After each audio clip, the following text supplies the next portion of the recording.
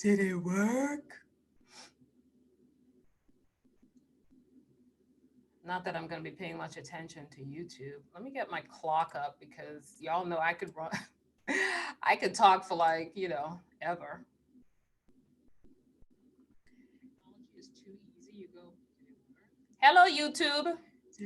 Ain't nobody over there because y'all are over here on Zoom. I'm just going to mute that. Whoop, whoop, whoop. Mute. There we go. Okay. And let me get my clock because Allison could talk for 3 hours. We know this. We know this. All right. Well, let me start by I'll share because I know because we're going on YouTube, there are some people who aren't on my email list. It's live, cool. I do see it live on YouTube. It's really bright on YouTube though. I mean, it usually is bright this time of day, but anyway, I look all washed out. Okay, so I'm just going to read the email that I sent out to everyone to give the YouTube folks context, or people who are watching this afterward context for what this is all about. And then I'm just going to go into the questions that I've been asked within the last several months or so. So the email that I sent out to my email list says, oh, you know what? Let me make sure. Hang on one second. Am I using the right microphone? Please tell me I am. Okay, good. Okay, so the email that I sent out said, as you know, new people came into my world. They had questions, lots of questions, many of which made me say, good question. No one's ever asked me that before. Suddenly I realized there's a whole lot that I have not shared about this current phase of my journey. And as you will all discover in this live stream, and you will, this isn't exactly new at all. I sat down and I recorded a Q&A video. It did not resonate. I deleted it. That YouTube uploading thing still isn't resonating for me much at all these days. And YouTube folks, you haven't seen me in months. If you're on my email list, you've been hearing from me with audios. And those of you who are in conversations with Spirit have been hearing from me all the time. But if you're just on YouTube, I've been gone for a while. Right now, live interactions resonate most for me. So that's where I choose to show up.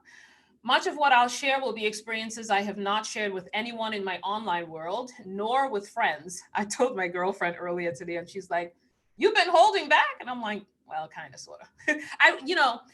I'll continue reading because some things I've never shared with anyone at all, but I guess life itself kind of lets you know when it's time to share. Sometimes you don't even realize that it may be beneficial to share until questions are asked. And that's really what prompted this, is that, oh, people want to know that, and I was like, oh, I should just write down all the questions people have sent me and do one live stream to answer it all. So this live stream will be a journey through some life experiences via a compilation of 31 curious questions, which I think blossomed into about 36 that I've been asked, all centered around my personal journey into my current focus in life. And as you all know, my current focus in life is really having conversations with Spirit on behalf of others. Feel free to ask follow-up questions when we're here live. Grab some popcorn, your favorite beverage, kick back, and take this experiential life journey into my untold story. So here we go. I'm just going to go with Q&A. I tried to put this in some kind of order, but to be quite honest with you, it's just questions. So we'll just cook with it. If you are on Zoom, you can raise your hand. There's a raise hand button if you want to ask a question, or you can just type your questions into the box where everybody was saying hi. You can type your questions there as well. Either way is fine with me. I'm going to try to do several questions and then stop for Q&A.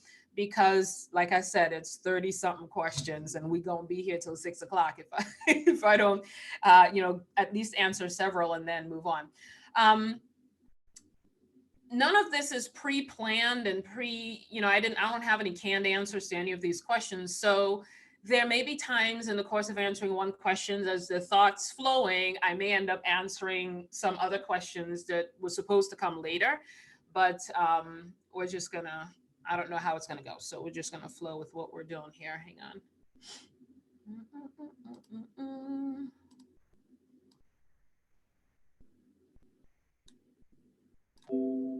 Okay. All right. So, brand spanking new people have asked this question. So I thought I'd put it in to begin with. Who were you and what was life like before moving into conversations with spirit as a primary focus? You all know that I did business coaching, and that's pretty well known. But I'll do a little summary here. So, for those of you who may not know, I was born and raised in the teeny weeny little twin island nation of Trinidad and Tobago. I grew up in Trinidad, which is a 2,000 square mile island. That's how grandiose we are. That's how big we are, off the coast of Venezuela. I spent the first 19 years of my life in Trinidad, grew up in a Christian family, and I came to live with my dad, who passed away last year, here in the US, and spent the first 25 years of my life in the US in Massachusetts. That's where my dad lived at the time.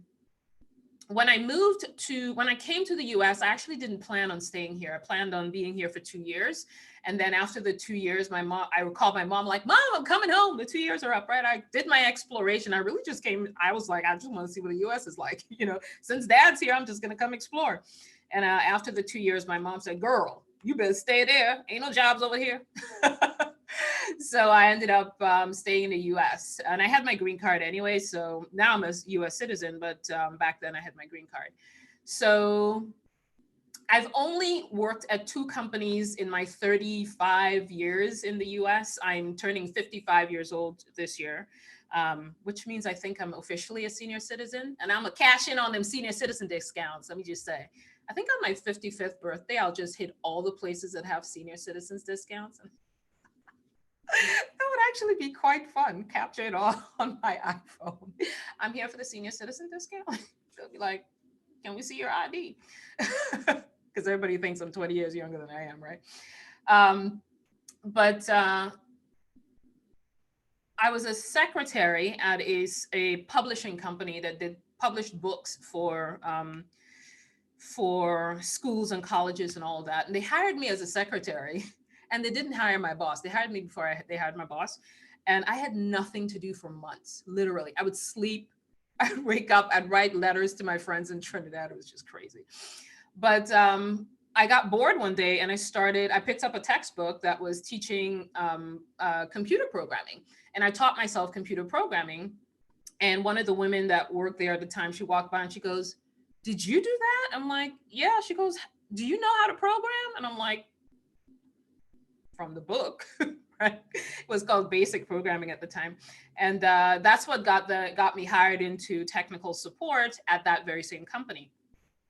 And then I worked there for 4 years, quit that job, and went into technical support at another company where I spent the other 18 years in corporate America, and kind of rose through the ranks and got into senior management, ended up managing a department of about 100 people. I had 10 managers that directly reported to me.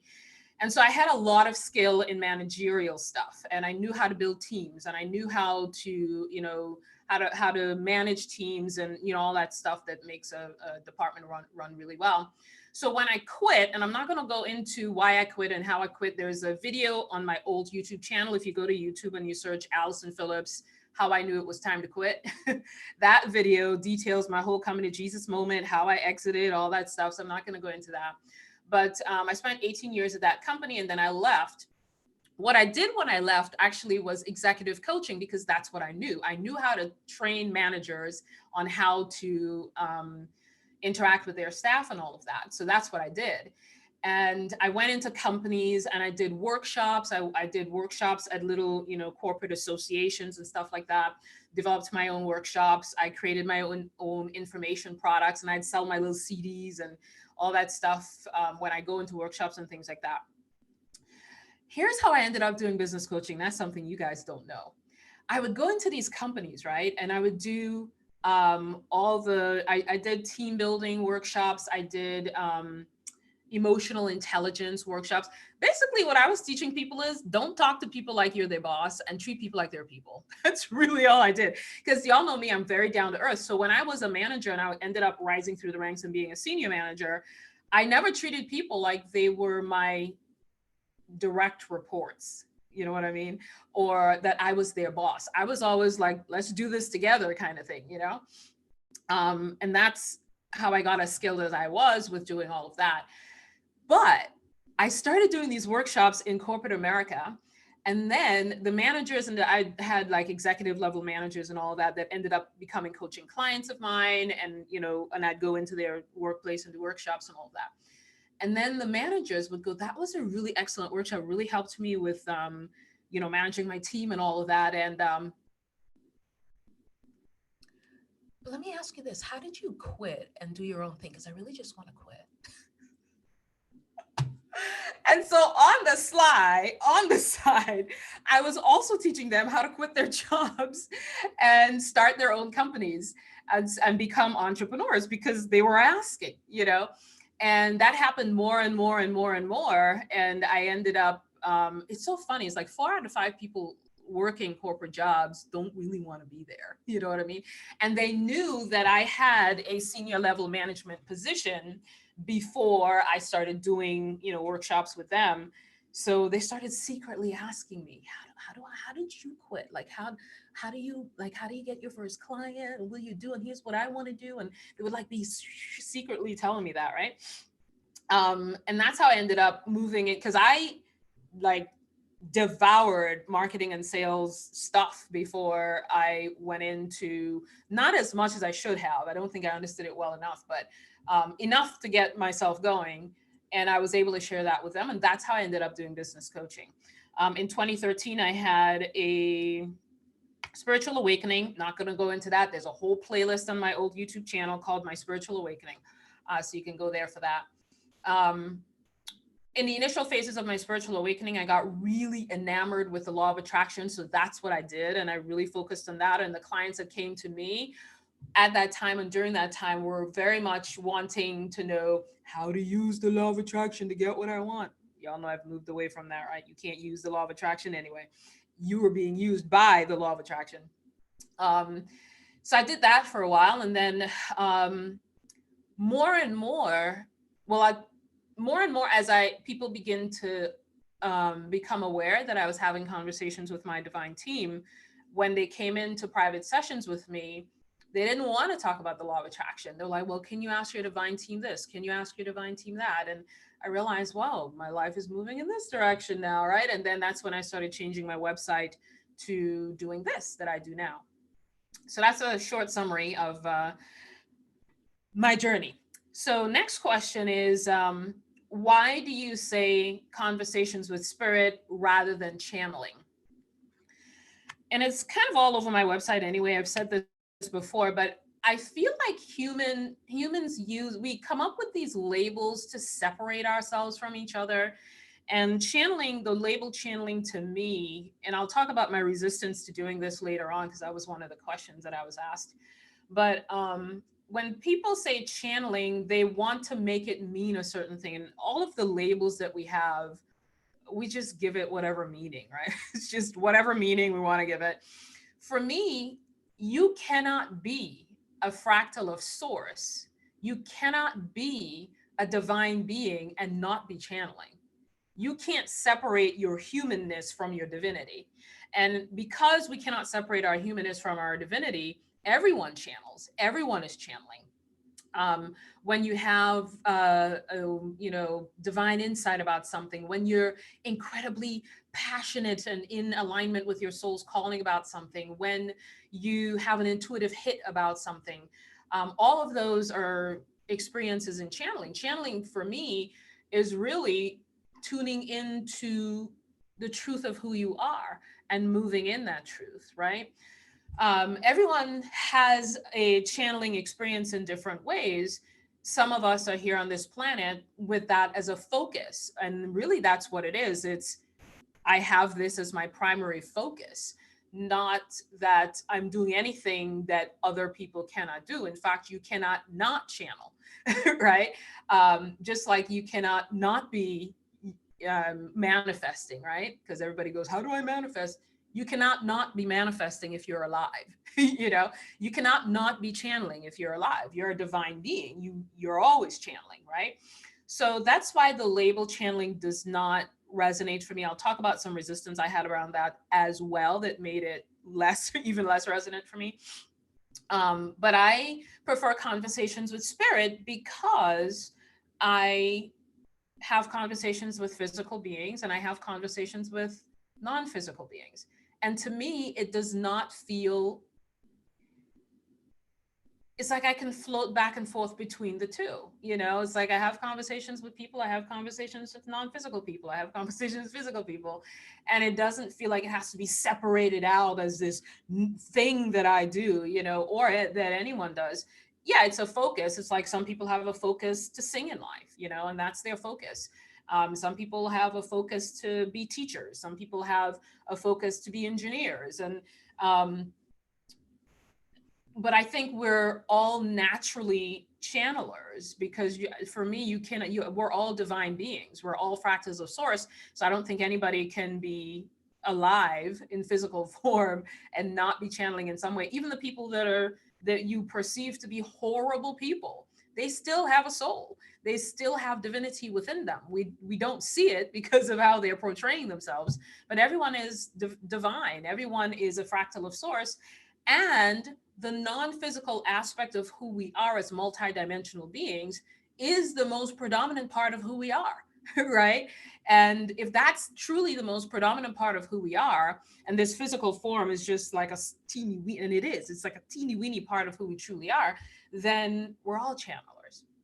So for me, conversations with spirit feels more resonant. I will say this, and this is an untold thing. Probably about 2 months ago, I sat with my divine team and I said, what the hell is this channeling thing anyway on this planet? You know, it's like, because the more I have conversations with my divine team, the more I'm aware that I am them and they are me. And the non-physical aspect of me merges with the non-physical aspect of who they are when we are communicating together. And so it feels like there is no separation. And so the less it feels like separation, the more I had questions about, well, why are we separating this out on earth? Like, why are people saying I'm channeling Mother Mary and I'm channeling Jesus and I'm channeling the Pleiadians and the Arcturians and the Jamaicans and the Trinidadians? You know, it's like, I don't know why are we doing this? Like, why am I saying my divine team if we're all one? And that ended up being like a 50-minute conversation where they were really just sharing, we're just playing the separation game with y'all. You know what I mean? It's like we see each other and we say, you're separate from me, but truly we're all one. And so they were sharing with me that we're really just, it's, you feel more comfortable having names for things you know that is feels seemingly separate from you. We did make a decision to come here and play the separation game, right? Um, so the whole thing about oneness that we often aspire to isn't even really necessary because we know we're all one.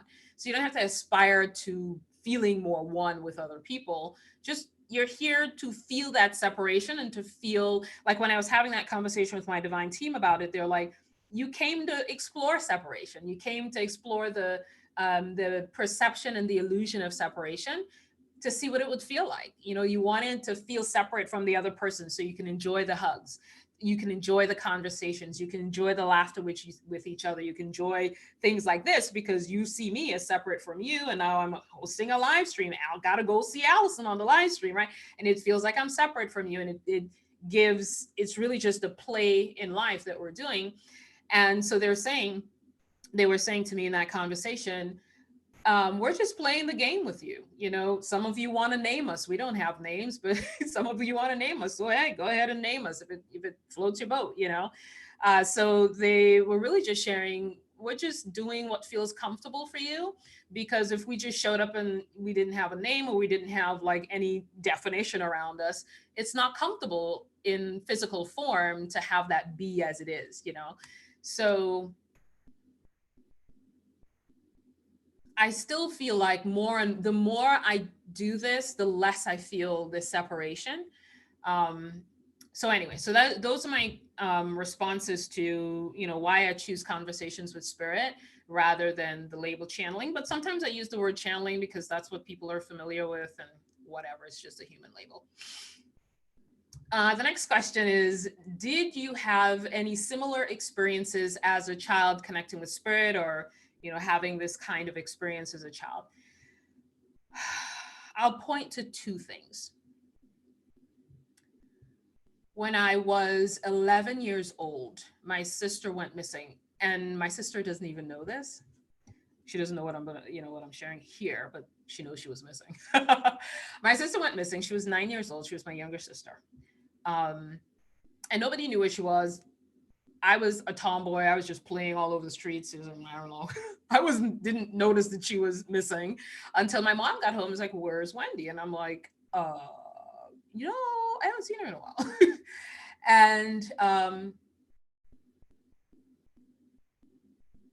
somehow my mom knew to go to the hospital. And I have to call my mom and ask her how she knew, because I don't know how she knew.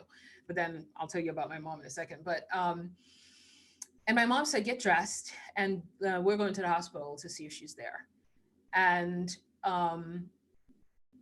as I went into the bathroom and I was about to take a quick shower to get dressed and go with my mom, I suddenly had this flash of insight. It felt like a very short movie playing in my mind, where I saw my sister laying in a hospital bed. I saw the room. I saw all the elements of the room, everything. And it just flashed through my mind as I was standing in the bathroom. I'm 11 years old. That's never happened before. I didn't know what to make of it. So I'm like, what was that? And I didn't think anything of it. Got dressed, went to the hospital with my mom.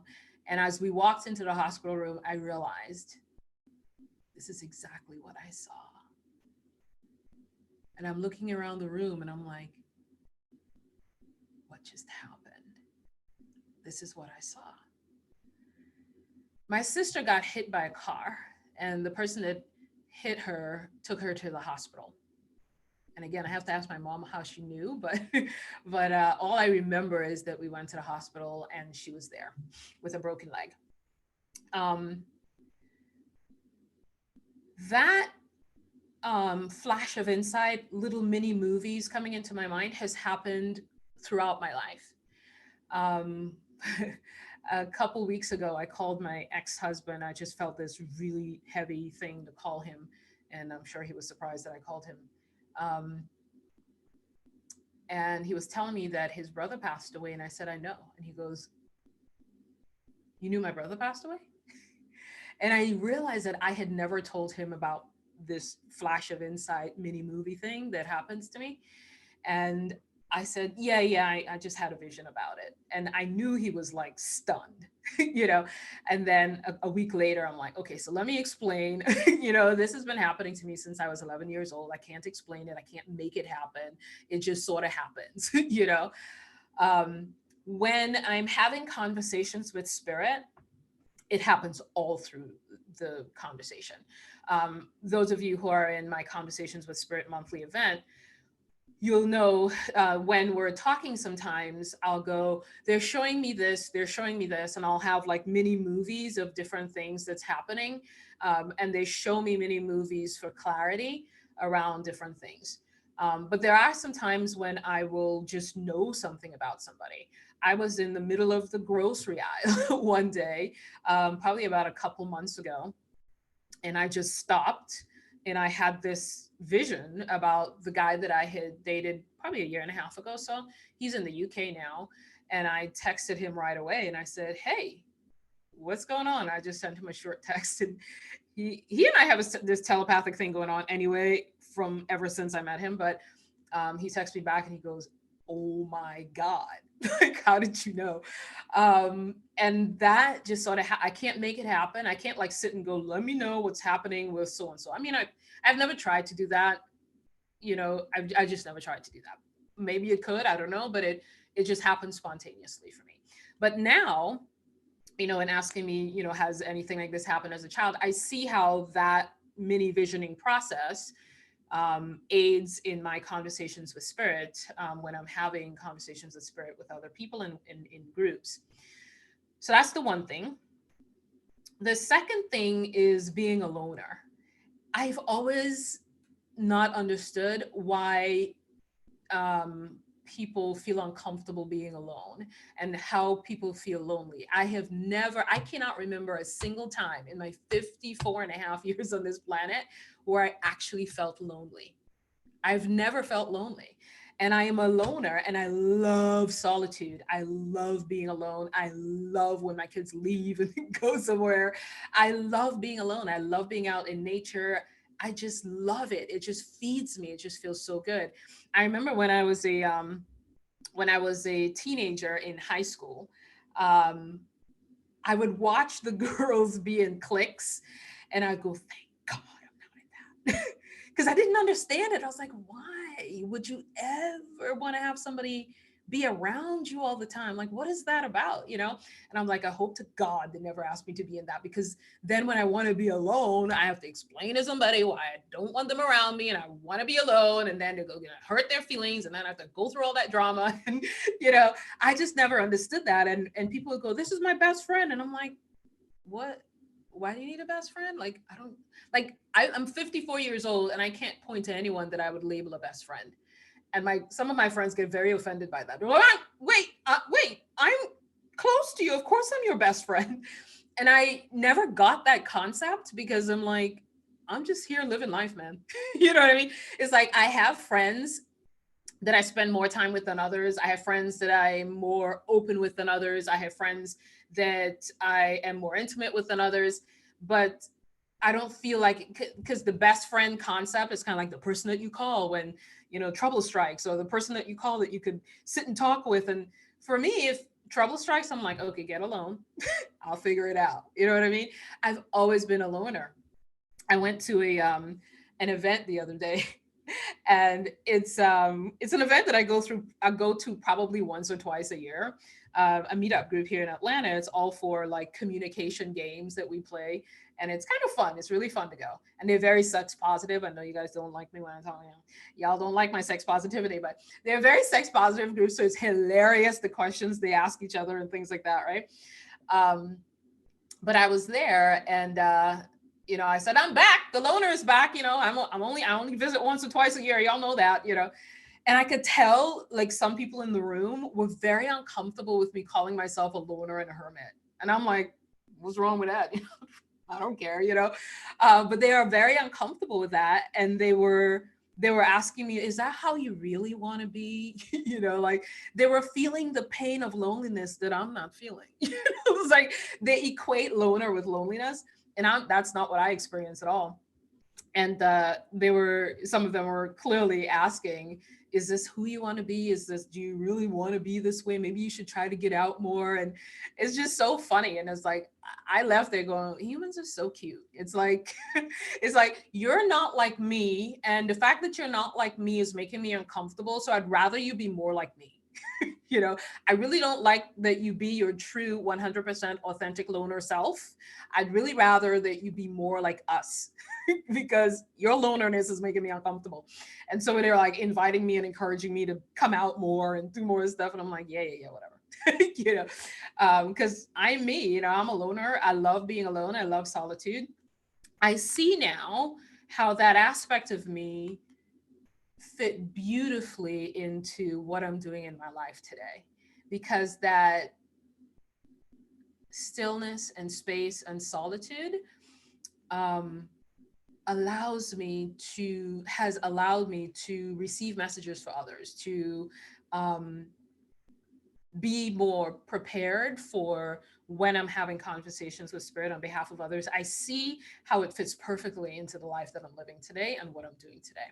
So those are the two things that I would point to in terms of when I was a child. The other question, and I'll just move right along here. And again, if anybody has questions, just raise hand or type the question in. I'll look every so often for questions or raise hands. Um, okay.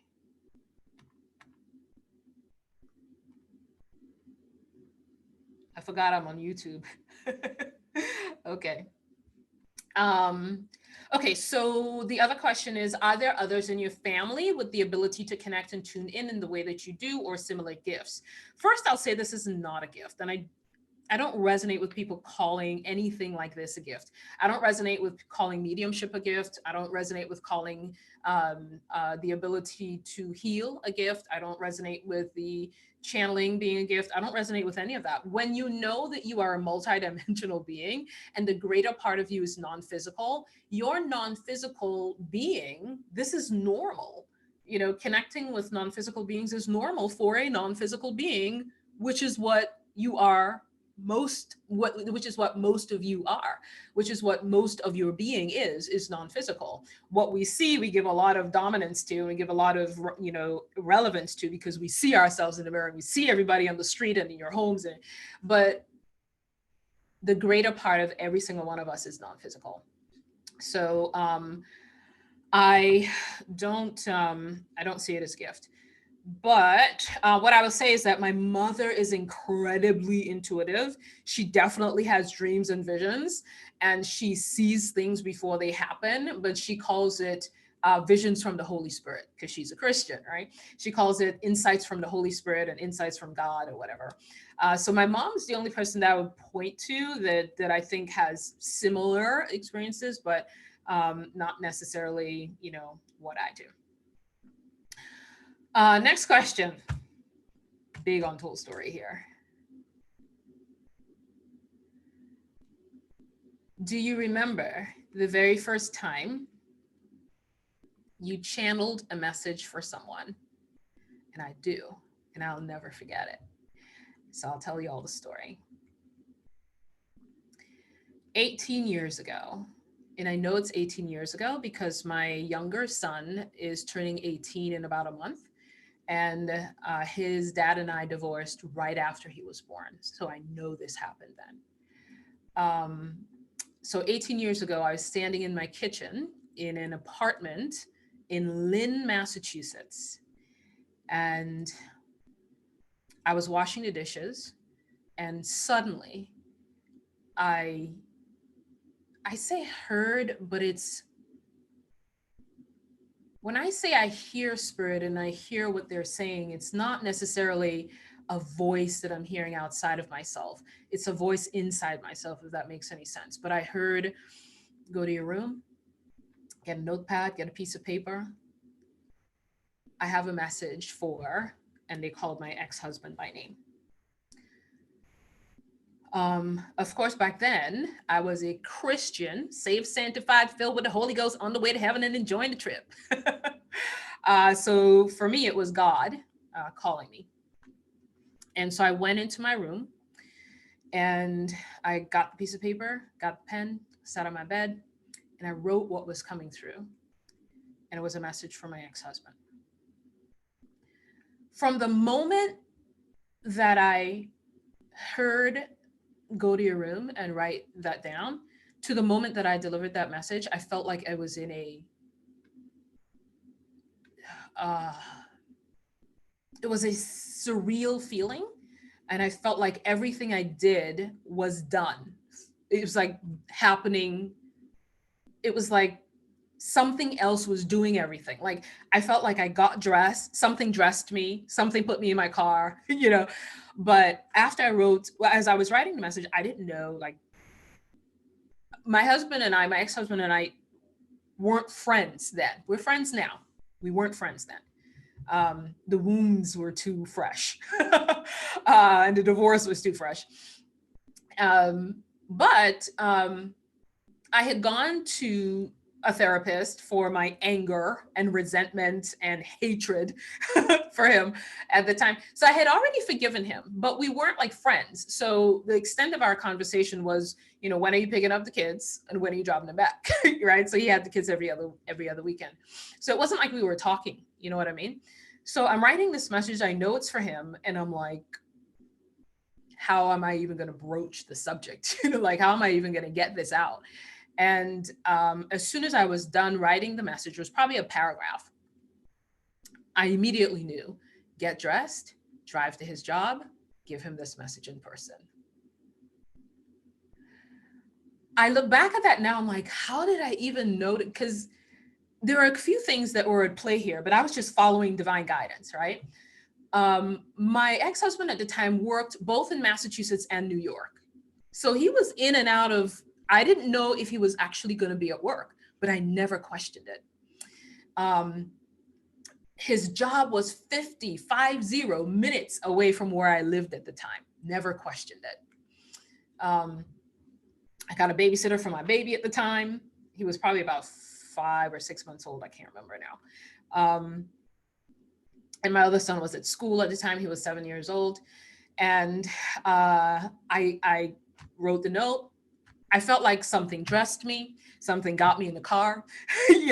I drove straight to his job. I had never been to his job before. I didn't even know where it was. Okay. But I knew the name of the company. So I figured out where it was and I figured out the address and I went there. It was a high security company. So I couldn't I didn't know like what part of this, it was like a 20-story building or something like that. I didn't know where he worked in that building, but I knew that that you could go there. And when I got there, I knew that I could ask for him. I knew the name of the company. It was a high security place, so you couldn't walk in. And they paged him back then, paging, right? They paged him, and he came down. The funny part, the synchronicity, he came down. I'm in the lobby, right? I don't know what floor he works on. He comes down, and of course, he's looking at me like, what the? Because I'd never been to his job before. We're getting divorced. We don't talk. I'm at his job, right? So he comes down, and we're several feet away from each other because I was in the lobby and he was coming out of the elevator. And the first thing we both noticed about each other is that we were dressed exactly alike. He was in a pink shirt and black pants, and I was in a pink shirt and black skirt, and it was the exact same shade of pink. And the minute we saw each other, we started chuckling a little bit. I'm like, okay, now I know what dressed me, um, and then he was like, the minute he walked up to me, he said, is something wrong with the kids? And I'm like, the kids are fine. Everything's fine. Nothing's wrong. I just need to talk to you for a minute. And he goes, are you leaving? Are you moving out of town? Like, what's happening? He's trying to ask questions, right? I'm like, everything's fine. Nothing's wrong. I'm not moving. Nothing's wrong. I was like, but I need to talk to you privately. And he said, okay, so there's a park over there. We can just walk across the street to the park and sit down. And we did, and just walked across the street in silence. It was very close to the door of his office building. And he sat down, and he wasn't looking at me because I think he was like, I don't know what this is about. I don't know what she's going to say. And I remember he leaned over with his elbows onto his knees, and he was just looking at the ground. And I reached into my pocketbook and I pulled out the note, and I said, God sent me with a message for you. And I opened it and I read it. And the whole time I was reading it, he was completely silent. And all he did was look at the ground. He wasn't looking at me. He sat right next to me on a park bench, but he wasn't looking at me. He was looking down at the ground. And then I said, that's it. And he looked up and he looked at me and he said, have I ever told you how sorry I am for what I put you through? That was his response. This was a message of complete love, okay? And I looked at him and I said, it's okay, I forgive you. And right in that moment, the same voice said, say nothing further, leave. Now, Allison's a chatterbox. For me to just go there, read a note, fold up the note and leave. But I followed it. I said, after he said that, I said, it's okay. I forgive you. And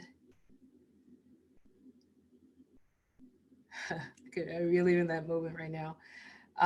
It was a defining moment in our relationship because it was strained, right? For how much he and I went through together, how much negativity he and I went through together. But that was a breakthrough moment in our relationship. He is a friend of mine today. When he comes, he lives in New Jersey. I live in Georgia. Whenever he comes to visit the kids, he stays in my guest room. I cook meals for him. We talk, so we're friends. We're friends today. And I don't think that would have been possible had I not followed that guidance. And after I folded up the note and got back into my car to head back home, it's like the surrealness lifted. I felt like I was walking through a haze the whole time, like just following everything, right? Just following. It's like something dressed me, something got me in the car, something got me there. He even said when he got when he came down and saw me in the lobby, he said, "How did you even know I was going to be here? I was supposed to be in New York today." And I was like, "I didn't know." you know so it was just a very powerful turning point in our relationship and how we are friends today. Um, and I don't mean to make him sound like, he did something awful to me, because he didn't. He was just being who he came to be in the world. And it was a disappointment to me in terms of what I expected marriage to be. And I couldn't handle it. So I went into suicidal depression, and it wasn't pretty. Okay. It wasn't pretty. Um, but I will say this. And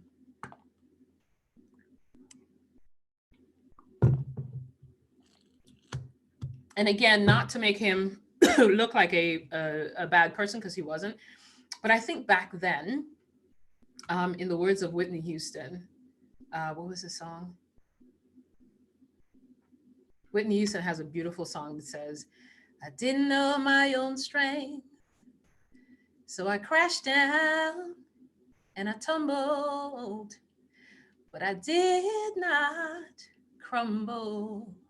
I got through all the pain. I didn't know my own strength."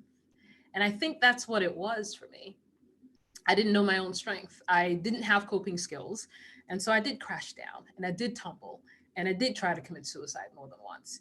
And so it was a 16-year marriage filled with a lot of drama, a lot of drama, a lot of sadness, a lot of pain, physical, emotional pain. But I didn't know my own strength. Survived my darkest hour. My faith kept me alive. I picked myself back up, hold my head up high. I was not built to break. Didn't know my own strength. And that's my, sometimes when you look back at a time in your life and you remember all the pain and the drama. Whenever I look back at that time in my life, that song comes to mind. That is the song that comes to mind. I don't think about the drama. I don't think about the pain. I don't think about, everything that I went through.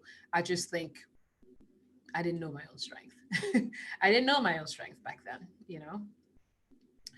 More recently, in terms of back to the question, do you remember the first time you channeled a message to someone? I'll tell you another story. And the person I'm going to talk about, she's on my email list, and I don't know if she's going to be watching this. She doesn't know this. She knows her end of the story. She doesn't know my end of the story. And I don't know how long ago it was. I think a year, maybe two. It's kind of escapes me now. But I was having more and more, conversations with spirit, and I was doing law of attraction videos on YouTube. And this woman named Becky from the UK wrote under one of my videos, "I understand that I need to keep my vibration high, but I don't know how to do that because I have a son that is autistic, and he gets violent. He goes into violent rages at times. And can you give me some insight into how I can be, how I can maintain my joy and my high vibration in a situation like that?" And I looked at the question honestly, and I was like, I have no idea. Like, I don't know. I've never had an experience with an autistic kid. I don't know how to do that.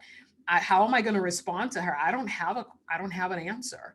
And then as I was reading it, I suddenly felt, talk to us about it. And I was like, I had never Other than that one time with my ex-husband, really gotten a message for somebody else. I was used to sitting with spirit by myself, and I'll talk a little bit more about that, but I didn't even consider remotely consider asking questions on behalf of somebody else. I just never considered it. And I felt it in that moment, and I wrote back to her and I said, I don't have an answer, I don't know, uh, but I'll sit with spirit and I'll just ask and see what happens. And I remember the moment exactly. I sat on my bed, I woke up and it was a morning time, right after I woke up in the morning, and I sat there and I was so nervous because I'm like, what if this is crap? I mean, I do this for me, but I've never done it for anyone else. What if what I tell her makes no sense? What if I gave her the wrong answer? What if, I had all these what ifs around it that just didn't feel, I felt very nervous. And she doesn't know any of this. I've never shared this story. So all she knew is she asked a question. I said I'd sit with my divine team, and then I gave her an answer.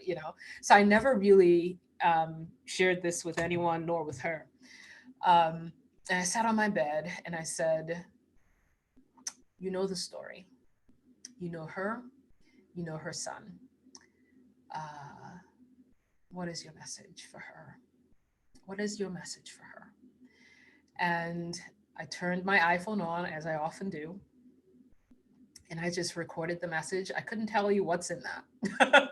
I don't remember what the message was, but I recorded it. I sent it to her, and I hope to God that it made sense or it was helpful in some way, right? Um, and she wrote back to me. Oh, man.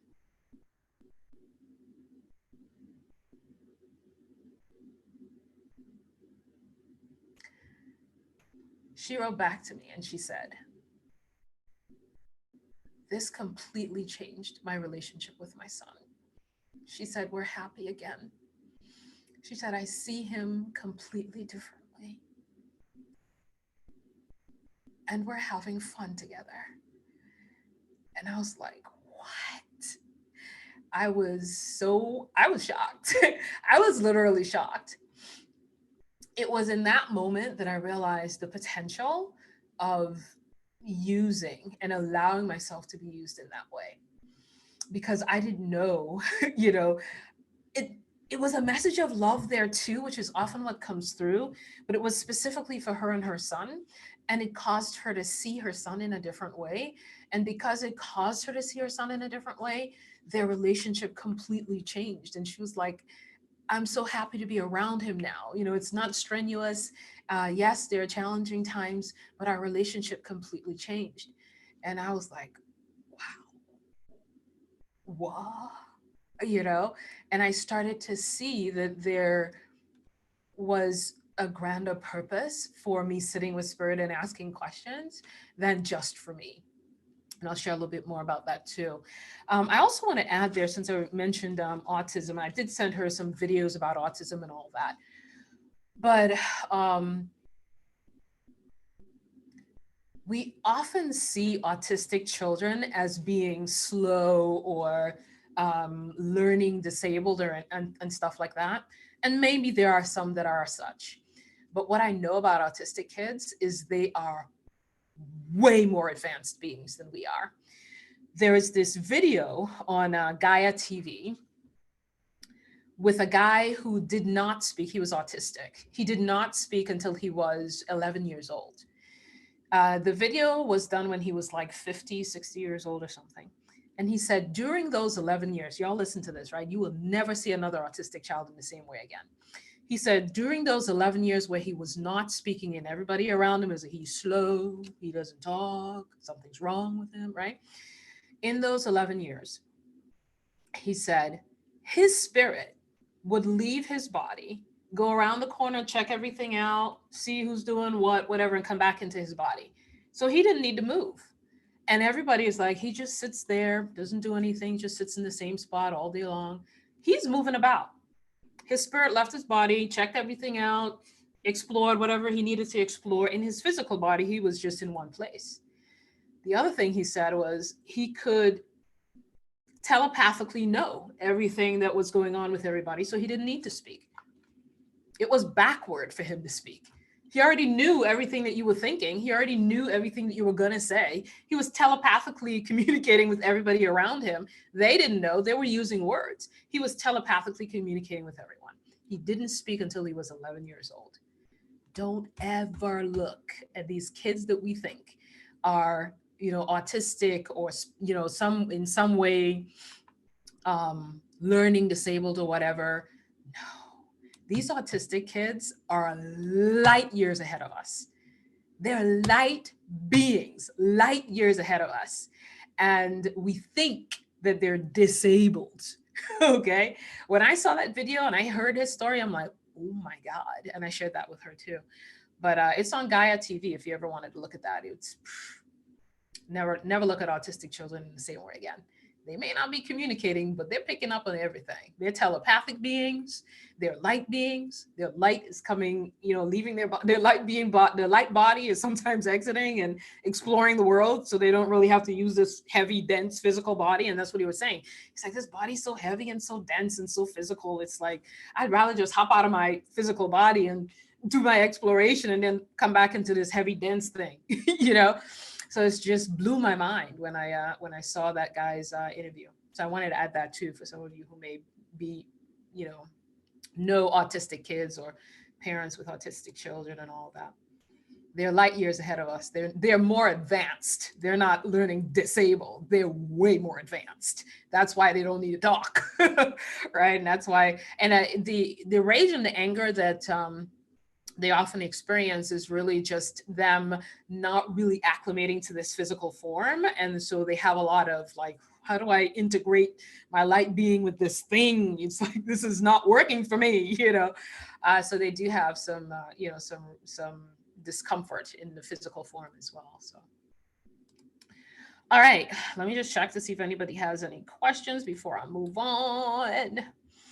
Rebecca is saying, wow, great example of how powerful life is as we follow divine prompts. Yeah, for sure. So glad you realized your strength and you're thriving today. Yes, ma'am. I didn't know my own strength. Let me go to YouTube here. See my peeps on YouTube. Woo! Karina Valdovinos. Yes, girl. Hey, how are you? Hey, Pavitra. Hey, Gia. All right, cool. So no one has any questions. Let me see. What's the name on Gaia? So Gaia.com is where that's most of what I watch. I never had a TV. I haven't had a TV in many, many years. And I got a TV at the end of the year last year. But all I do is watch Gaia movies and interviews on it. Gaia TV. I don't know. If you go on Gaia, you can search for autism.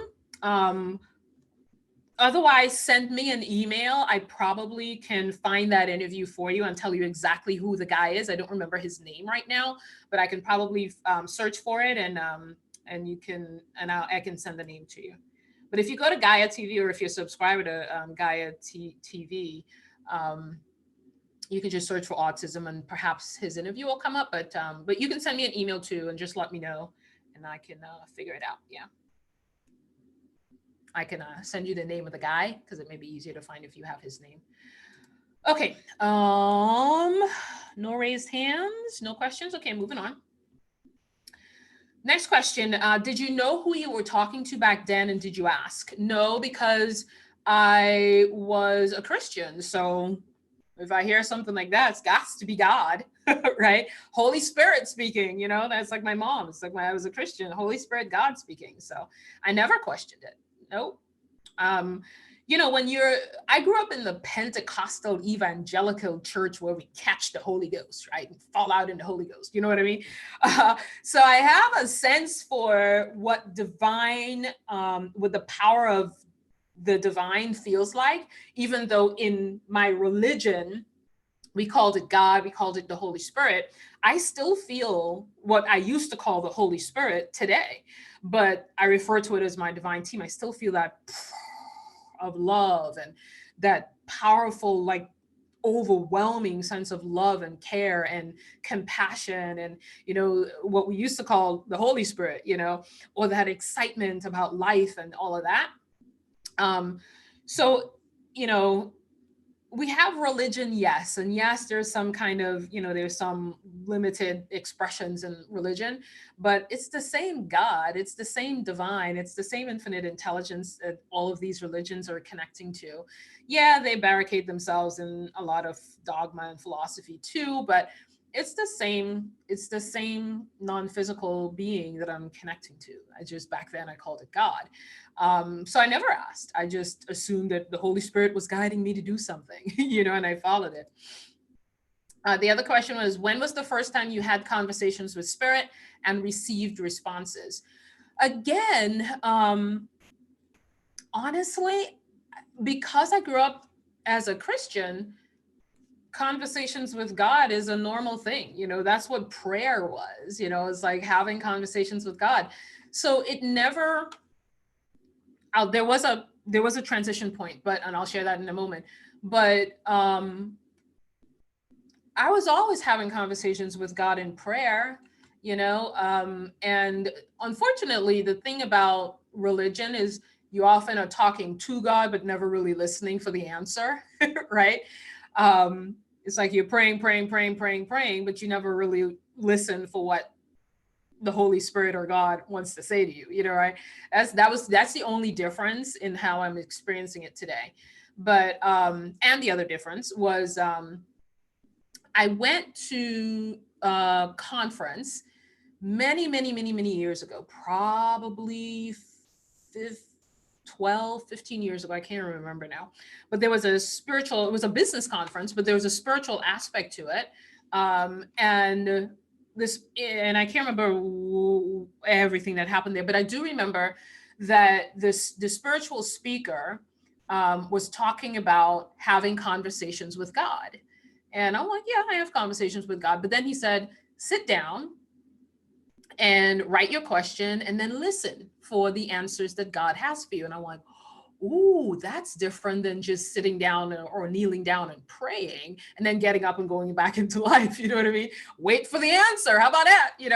I'm like, oh, interesting. And I immediately went home and I started with, and I have like notepads of conversations with spirit, but I would sit down and I would get pen and paper, got really quiet, and I would put Allison : and I'd write my question. And then I'd write God, because I was a Christian back then. I'd write God : and I'd put my pen down and I would just wait. And then within 60 seconds or so, something starts to flow and I start writing.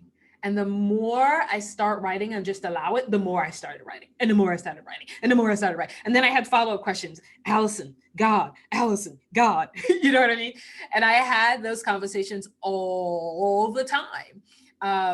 For everything and anything, I would just sit down and I would write Allison : God : and I just keep writing the answers. And I have notebooks filled. It's funny to go back and watch my conversations back then, because I was a Christian back then, and it's interesting the kinds of questions that I was asking and the answers that I was receiving. And okay, so what started happening was, and then I got really busy, and then I stopped doing that for a really long time. And then probably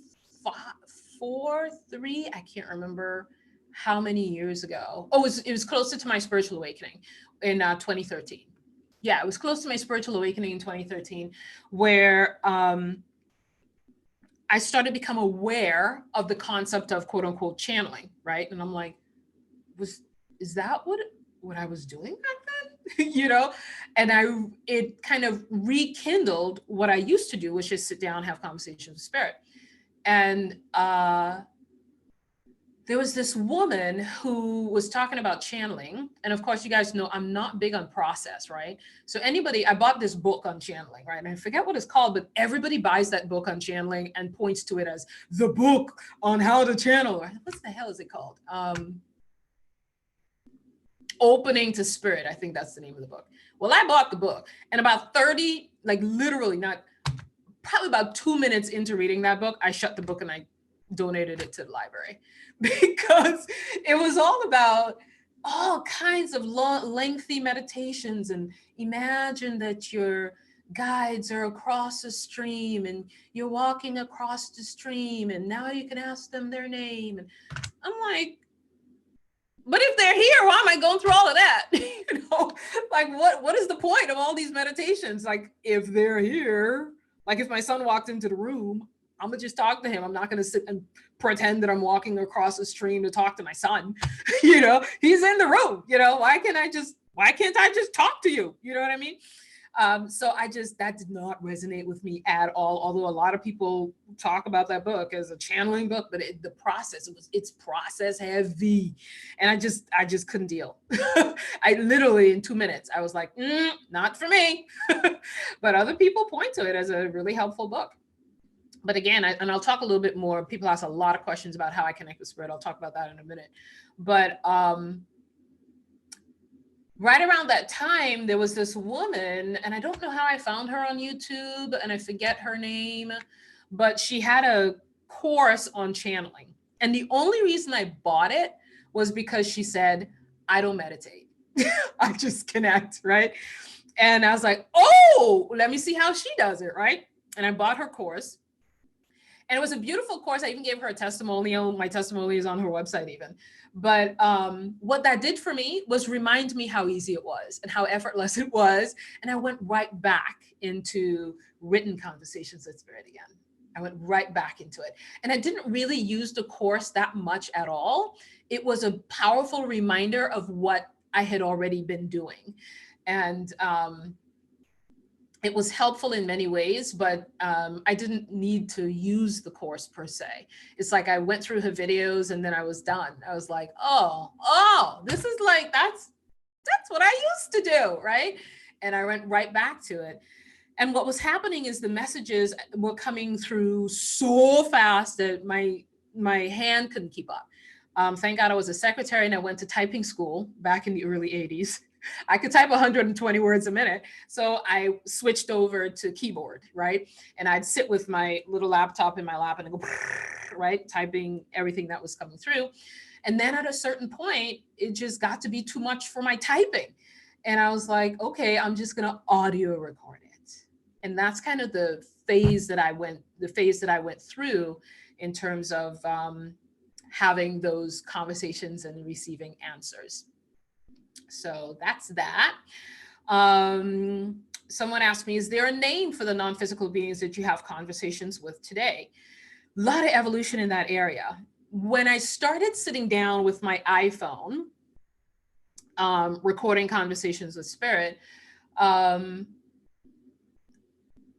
already knew I just had a knowing that they didn't have names, you know, and that the naming experience is really just for humans because we need names. That's it. They don't have names, but they happen to be named, you know.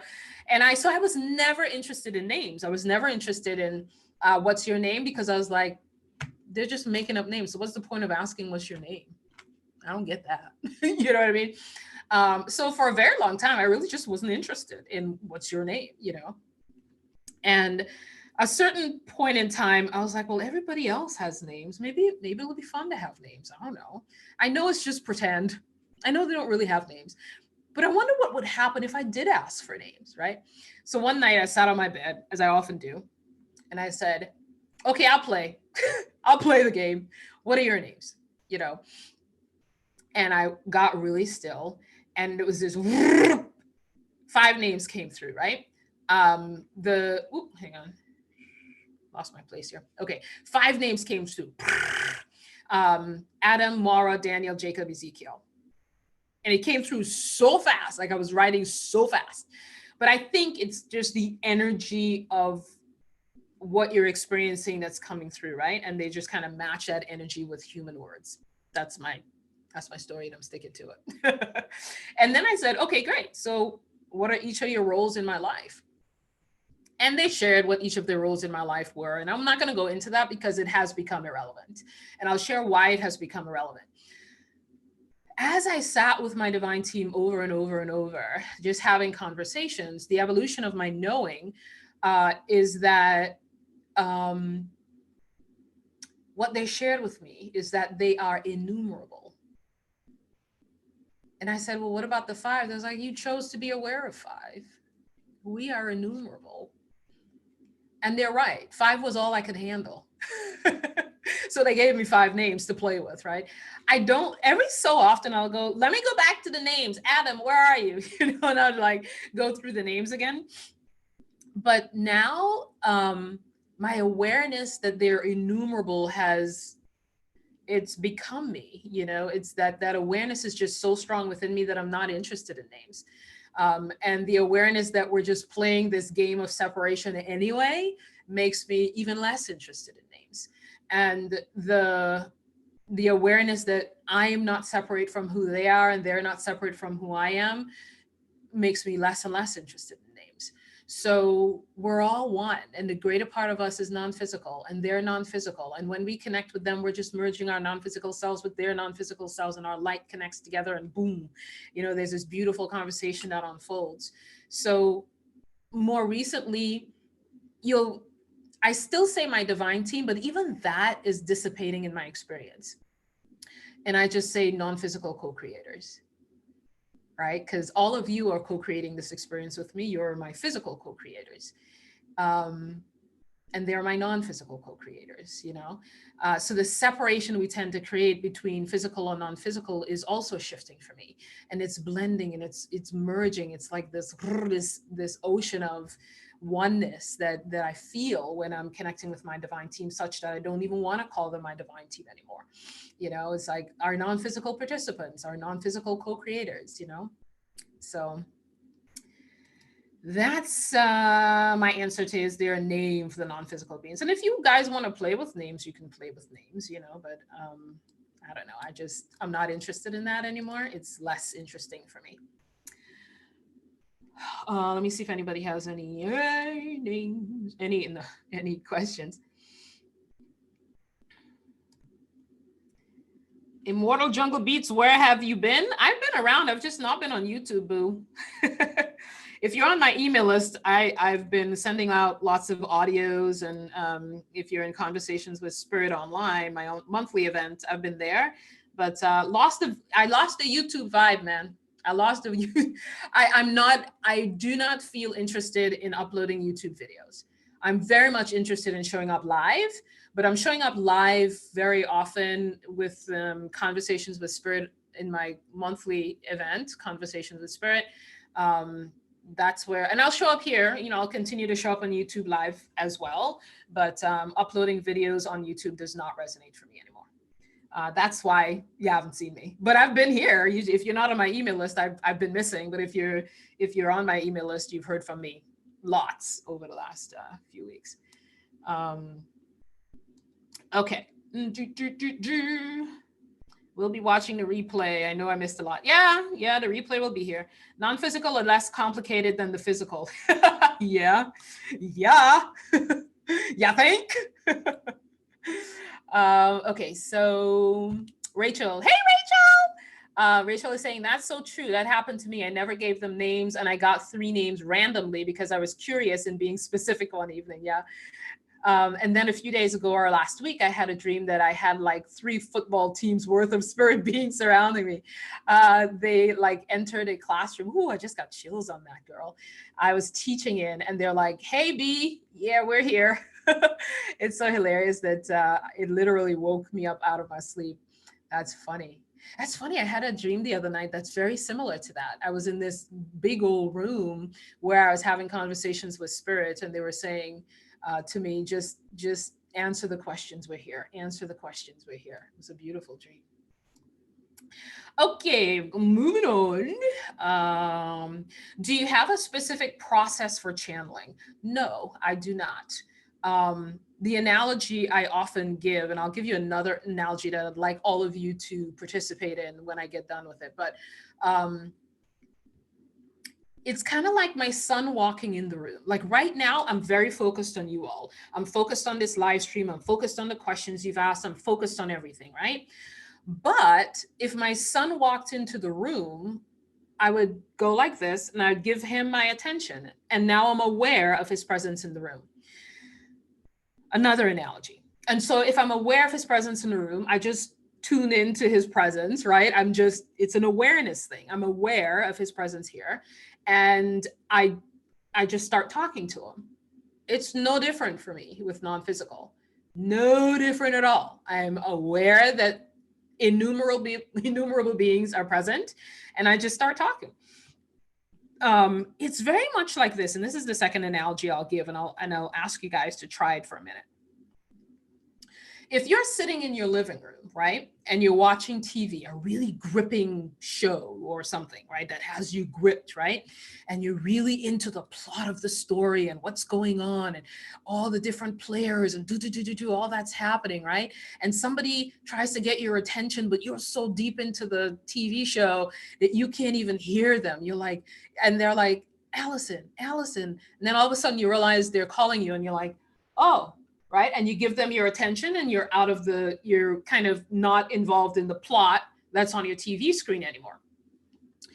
Life is very much like that. This life is a TV show and we get all involved, right? We're like, I gotta go to work, gotta take care of the kids, gotta take care of the spouse, the husband. Oh, there's issues in my marriage. There's issues in my relationship. Oh my gosh, there's stuff at work. There's da. That's the movie that we're in.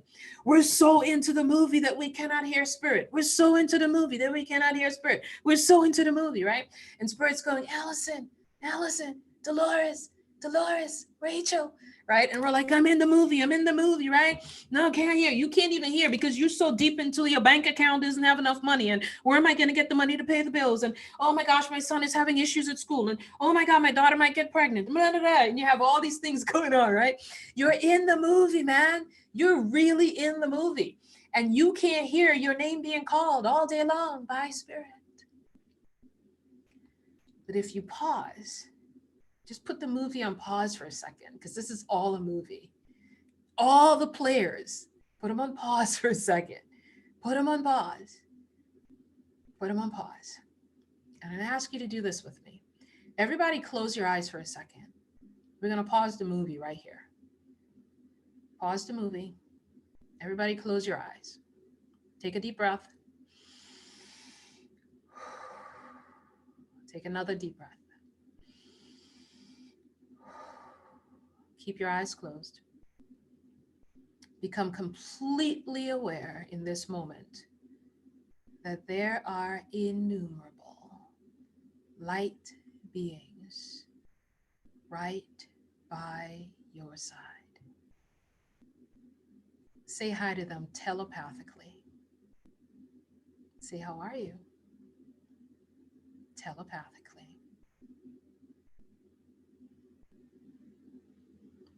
See them in your mind's eye. See them looking like angels. See them wearing white, whatever.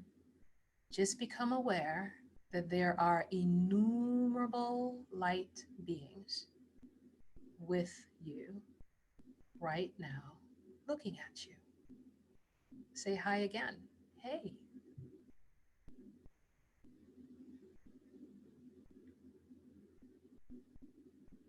Just be aware. Stay there.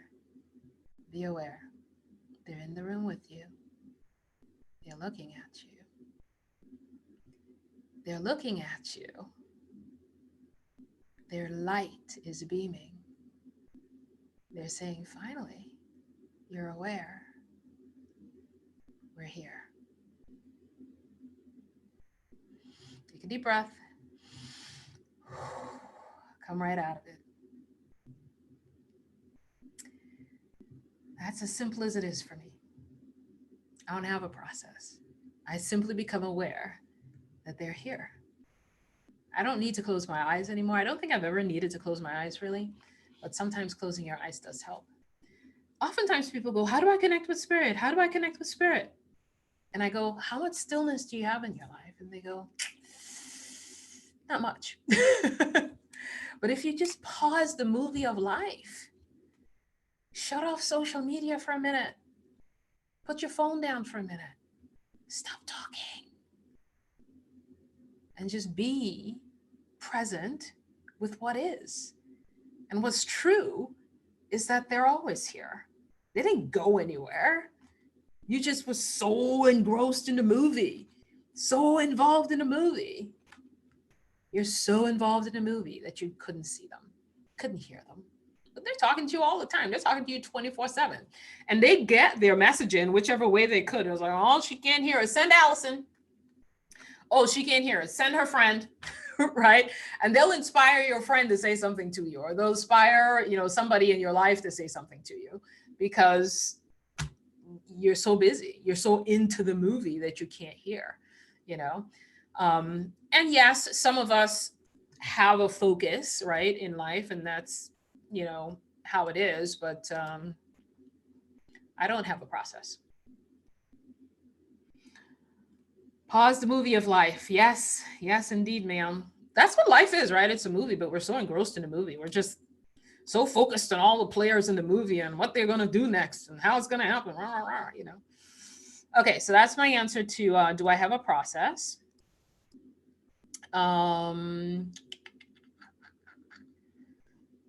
Rebecca is saying stillness before action or reaction makes life remarkable.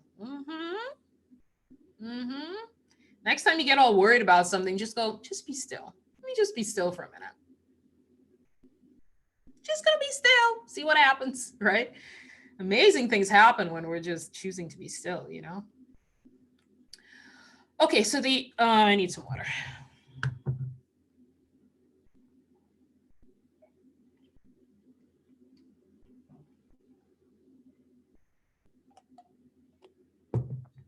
The other question is, what does the experience feel like to you? Are you a conscious or a trance channel?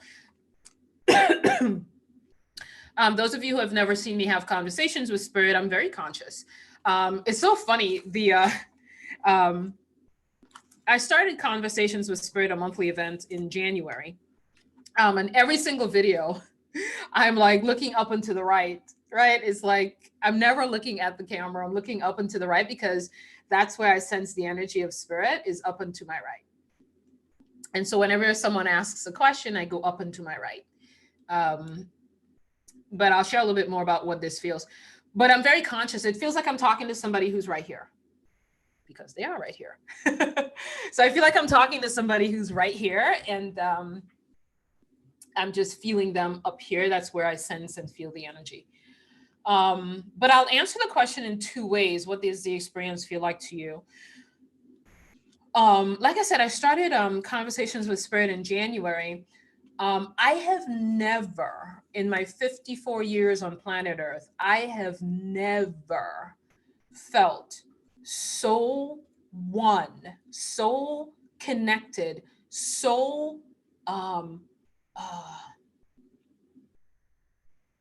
at peace and at home with doing something in my life as I do with Conversations with Spirit.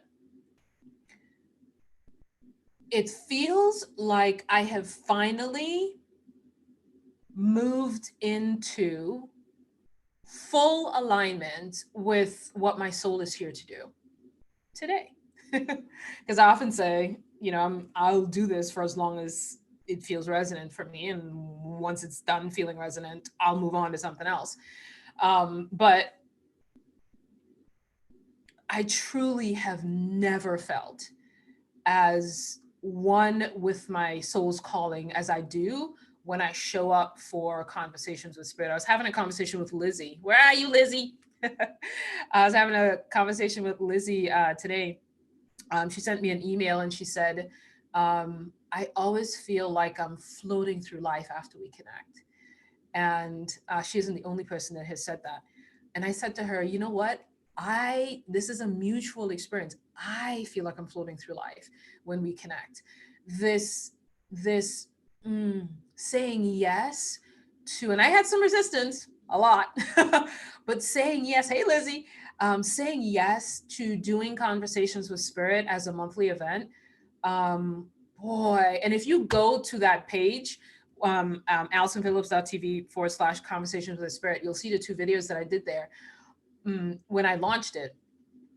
But when I felt like the whole shift in energy in 2020 is what gave birth to that.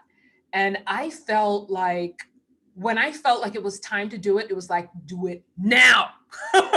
There was such a, like I do this now feeling that came through when I first felt it, the desire to do it. It was like my soul was just, it was just huge pull into doing conversations with spirit. It feels like home to me. It feels like my soul is at home. I did feel like that too when I did the 6-week series called Playground of Desire. I felt that there too, because everything that I did there was very soul led. I also felt it when I did that audio series on following your bliss. I felt it there too, but nothing like what I feel like today. Nothing like, and the conversations, what's happening in that monthly event is they're talking to me all month long, and the folks in there are sending me emails about what's happening in their lives as a result of it, and the different phases of their expansion that's blossoming as a result of it. And when they ask questions, every single person there, when they ask questions, it just literally feels like fertile ground for expansion and evolution. And it's like a mutual expansion and evolution. It's just, such a delicious unfolding. I've just never, ever, ever, ever, ever done anything in my life that feels like such perfection for my soul, And I don't know if I'm going to do this all the time, but I know that I'm doing it now.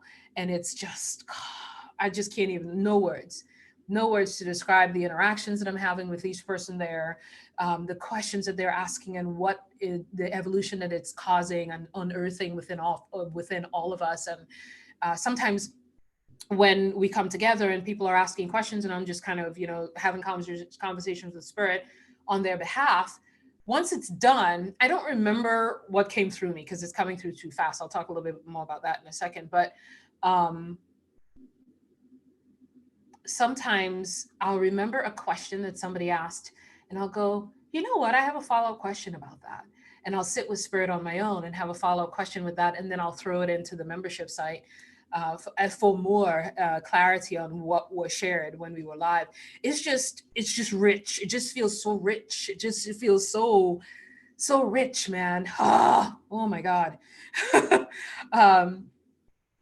Rebecca is saying, beautiful. It shows when you speak with us, especially in individual sessions. Yeah, it feels surreal, big, vast, expansive. It just, no words. It's just, I'm home. Doing this is home for me. Home, totally home. Now, to the actual experience of what it feels like, I'll share a few things. This is going to sound funny, but initially when I was having conversations with spirit, when I brought other people into it, it felt like there was a hole in the right side of my head where they were pouring in answers. I literally, when I tuned into spirit, it felt like there was a hole right here where I like that's where the answers were coming in. It doesn't feel like that anymore, although I feel like this big energy right here, like this ball of energy, like right here to my right. It doesn't feel like a hole in my head anymore. But that's what it felt like initially. It felt like a hole in my head. Some other experiences in terms of what it feels like. There are times when I don't know what the hell is going to come out. Well, there's never a time that I know what's going to come out of my mouth. But sometimes I literally will hear, therefore, and I'll go, therefore, and I don't know what's going to come after that. Like, I don't even know what the rest of the sentence is. So I'll say, therefore, and I hope to God they finish the sentence because I ain't got nothing else to say. But sometimes it's like word by word like that. And I don't know if it's how I'm receiving the energy, but sometimes it's slow. It's therefore, and so we would say to you, and I don't know what's going to come for the rest of the sentence, but sometimes it feels like that, like one word at a time or half a sentence at a time. And I don't know how the sentence is going to complete. So that's one way that I experience it. Sometimes it's such a rush of energy, like it's just so big that the words just start flowing out of my mouth so fast, and it feels like I'm cutting the person off when they're asking their question. That's the other thing that happens is Spirit already knows what your question is before you actually articulate it to me, because you've been thinking about it, and they're telepathic. They know what you're thinking. So sometimes what happens is you're in the middle of finishing, explaining to me what your question is, and I'm already feeling download, right? And it'll look like I'm cutting the person off because I'm already hearing the answer, right? And if I don't start speaking, I feel like I'll lose some of it, because they will tell me in a split second something that will take me 10 minutes to say. And if I let you keep talking, I'm losing what's coming in, right? So I'm like, okay, they're chiming in, and I have to start speaking before you even get done. So sometimes it may feel like I'm being rude, or it might look like I'm being rude, because I'm like, okay, right? Because they're already pouring in what the answer is. And sometimes as you're speaking, I'll get a vision, or I'll get a little mini movie, or I'll get what's very common is goosebumps all over, like through my entire body. I often get goosebumps when they're confirming, yes, what she's saying is exactly right, or they're confirming with me that the way that I'm translating the energy is right. Sometimes I feel that when I'm reading somebody's question and they're like, we so want to chime in on this part of what she just said. And I'll feel this rush of energy at that time too. So that's one thing. Another thing is that sometimes somebody will start asking their question, or I'll start reading their question, and they will say, stop, enough. Enough. Right? We know where she's going. Enough. We're ready. And it'll sound like, well, you didn't even hear the rest of my question. You didn't even read the rest of my question. And what they're, excuse me, often saying to me is, you don't need to read the rest of this, because if you do, it'll take you into an energy that will make it less efficient for you to receive what we're saying. Because sometimes people can ask a question with their story, right? And they're so into the energy of the story that they can't hear the answer. So sometimes they'll cut me off and say, don't finish the rest of that. We got it. we have the answer. So that happens as well in terms of how it feels.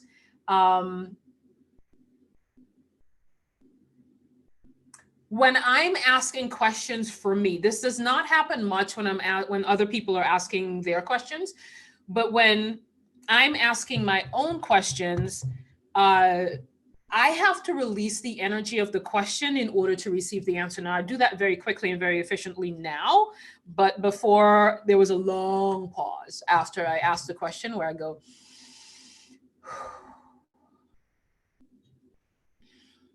and I would just release the energy of the question. Because the energy of the question is very different than the energy of the answer. And if you're swimming in the energy of the question, how can I pay the bills and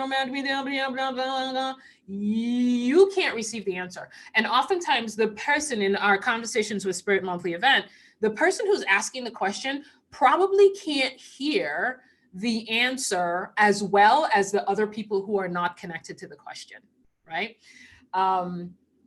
Because they're swimming in the energy of the question, and they're so absorbed in the question that they can't receive the answer very well. Now, in Conversations with Spirit online, luckily we have a recording. They can always go back and listen to the recording as well. But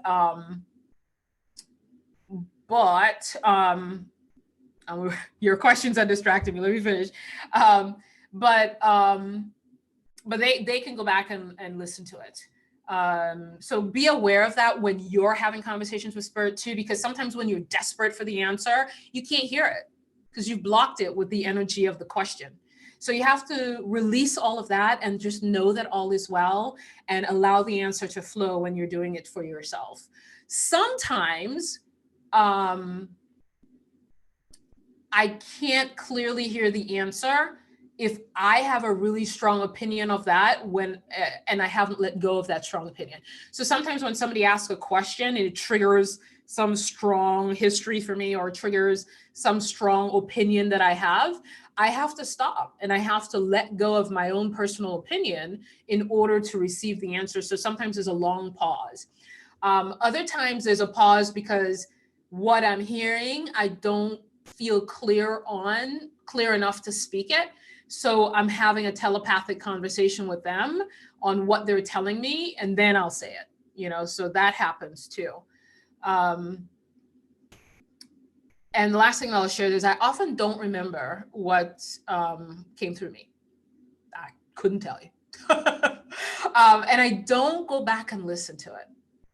When I have a one-on-one conversation with, especially for one-on-one clients, when I sit with spirit on their behalf and all I'm doing is responding to their questions in that one-on-one session, I never go back and listen to it.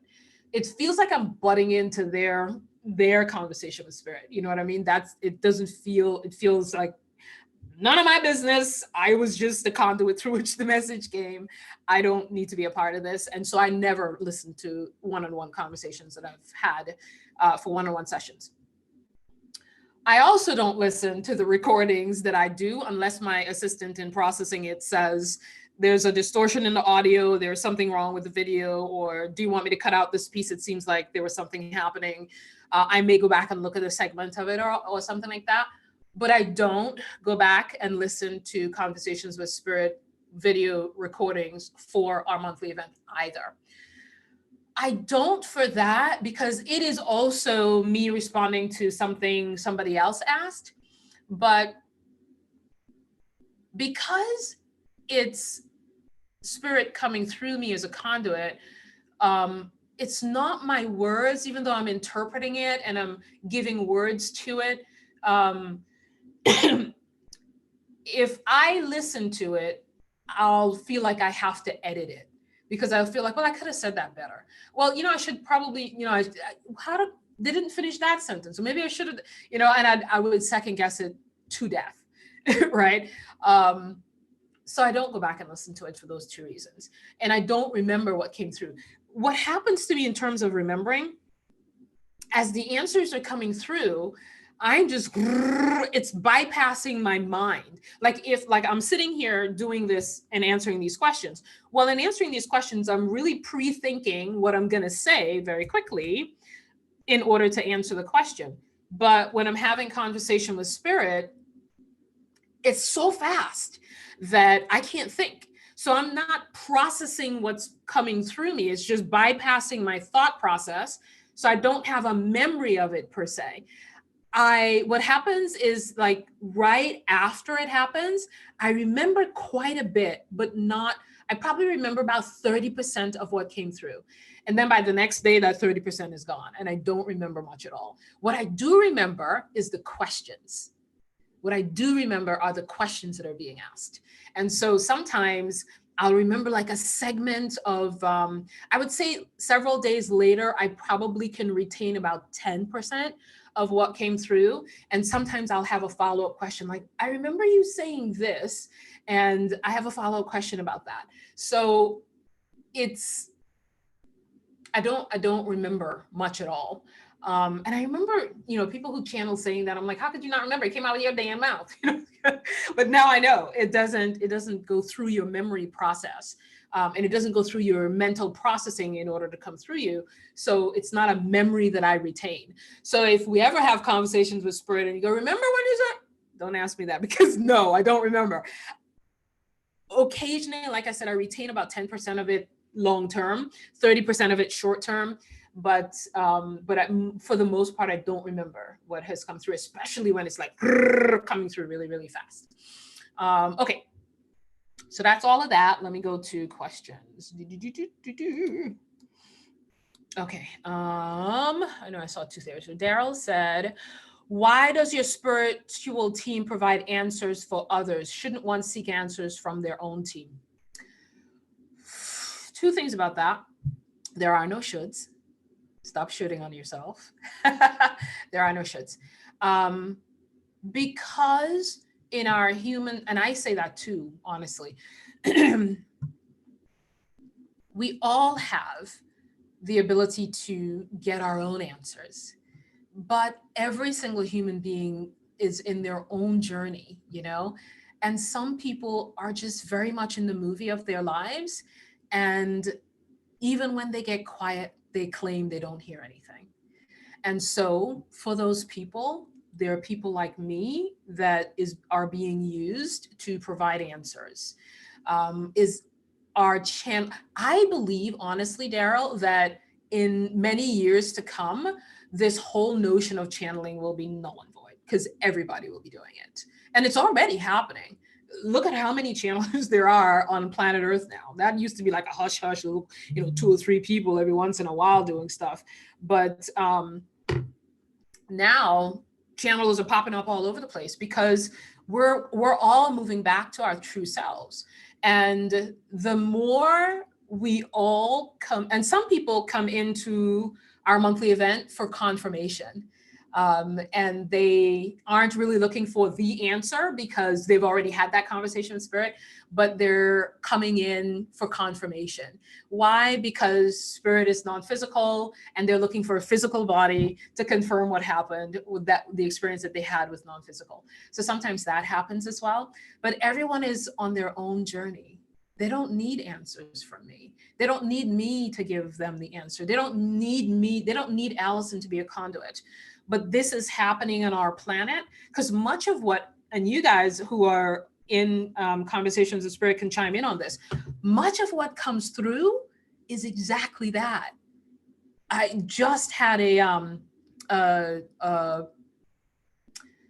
message that came through, and the title of the message is, here's how you are all conduits, right? Allison isn't the only one that can do this. You're all conduits. And that message is continuously coming through in our monthly events, continuously coming through. You're all conduits. You all can do this. And what's happening, which is beautiful, and Anne, I don't know if she's here, Anne in Massachusetts, she's starting to sit with spirit and get more and more answers. I just got chills saying that. And I think what's happening is because we are behind the veil of forgetfulness so much, we forget that we can all do this. And so what's happening on planet Earth for now is that there are people like me with this focus, and we come through and we are conduits through which messages flow. We are conduits through which the answers come, but much of the answers is encouraging people to do this on their own and that they can do it, right?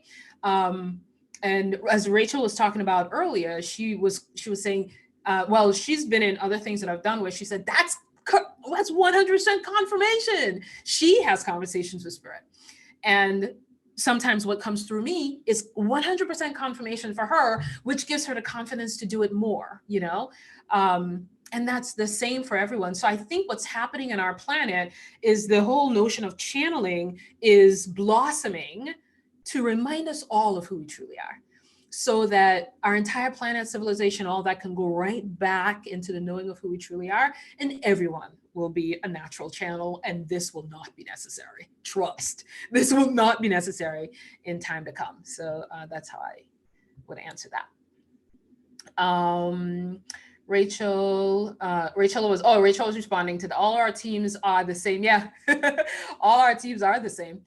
Since we're all one, Daryl, so they tailor their message according to what we need and are open to receiving, and through whom we're able to receive answers. But we're all have the ability to tap into our non-physical counterparts, as she said over and over. Yeah, we do.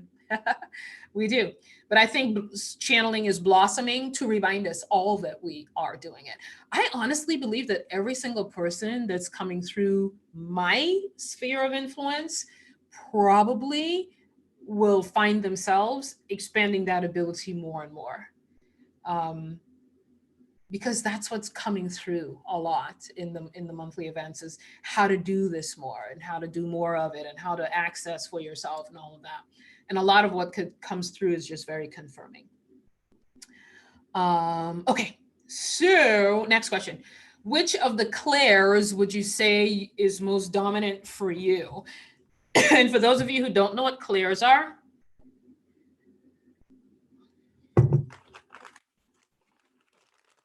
take a throat lozenge here. Like clairvoyance, clairaudience, clairsentience, la da da da da. And I'll answer that.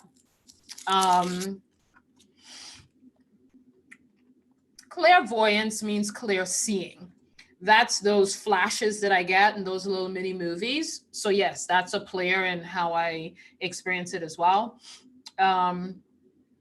Clairaudience means clear hearing, and that's definitely how I receive. It just feels like an inner voice. It doesn't feel like a voice outside of myself. It feels like an inner voice, but it's just, it comes through very, very fast, bypasses my own mind. And I will say this too. I learn best from audiobooks. Like, I can't sit with a book. Very rare that I will sit with a physical book. Some people need to feel, they need to sense, they need to feel in order to, so you pay attention to that. For those of you who are connecting with spirit on your own, what's your dominant way of learning and receiving? For some of you, it would be clairvoyance, which is visions, and you just seeing is a big thing for you. For some of you, it may be hearing, which is clairaudience. Clairsentience means clear feeling, like you can feel the emotion of what they're trying to say to the person. I feel that too, you know. There are times when people ask a question and I just feel the warm embrace, man. It just feels so all encompassing. It just feels like a warm embrace that they have for that person. Or I'll sense and feel the emotion that the person is feeling at the time as well. So that has a player in my experience too. Clairsalience means clear smelling, and a lot of people who do mediumship has that, where they're bringing through somebody's uncle who used to smoke, and they'll say, I'm smelling smoke. Was he a smoker? You know, so clairsalience is that smelling aspect. Clairgustance, I don't know if I'm pronouncing that right. Clairgustance means clear tasting. So sometimes people will say, mediums will say something like, and I don't have the clear smelling, nor the clear tasting. Some people will say, I'm tasting something like I literally watch somebody doing mediumship and they're like, I'm tasting ginger something or other, and they'll go, oh my God, that was his favorite drink, you know. So sometimes people have that as well. Claircognizance means clear knowing, where you just have an inner knowing about something. Many of you have experienced that. You just know, right? You just know something and you can't explain how you know it. You just know, like, you know, you have to go do something. You know, like when I began Conversations with Spirit Online in January, no freaking question in my mind. I just knew I had to do it, and I had to do it right away. When I quit my corporate job, it was a knowing. It was like, I know I have to walk into work on Monday and I have to resign. I just know that's what I have to do. It took me 2 years from realizing that, oh, I'm supposed to quit this job, to that clear knowing that now's the time to do it. So claircognizance is that, is clear knowing. I do experience that when I'm having conversations with spirit on behalf of others too. It's just that knowing of what they're saying before they say it, or that knowing of their experience too, some level of knowing about their experience too. Clear empathy is pretty much what everybody calls empathic, right? You can feel what the other person's feeling. Well, how's different from clairsentience? I think clear empathy is clairsentience. All these damn labels people make up. It's all humans. It's all these damn labels humans make up. Let me say something about, so there's clear empathy, and I don't, it says clear emotion, but to me that's the same as clairsalience. I'm sorry, clear sentience. And then there's clairtangency, which means you're feeling spirit, like physically. And there are people, I'm not one of them, who can feel spirit in the room touching them. I don't want that one. I have talked to people who have said that they do feel that, in a good way. In a good way, not like, you know, bad spirits. Let me just share something about empathic, because I've been pondering this quite a bit and had conversations with my divine team about it.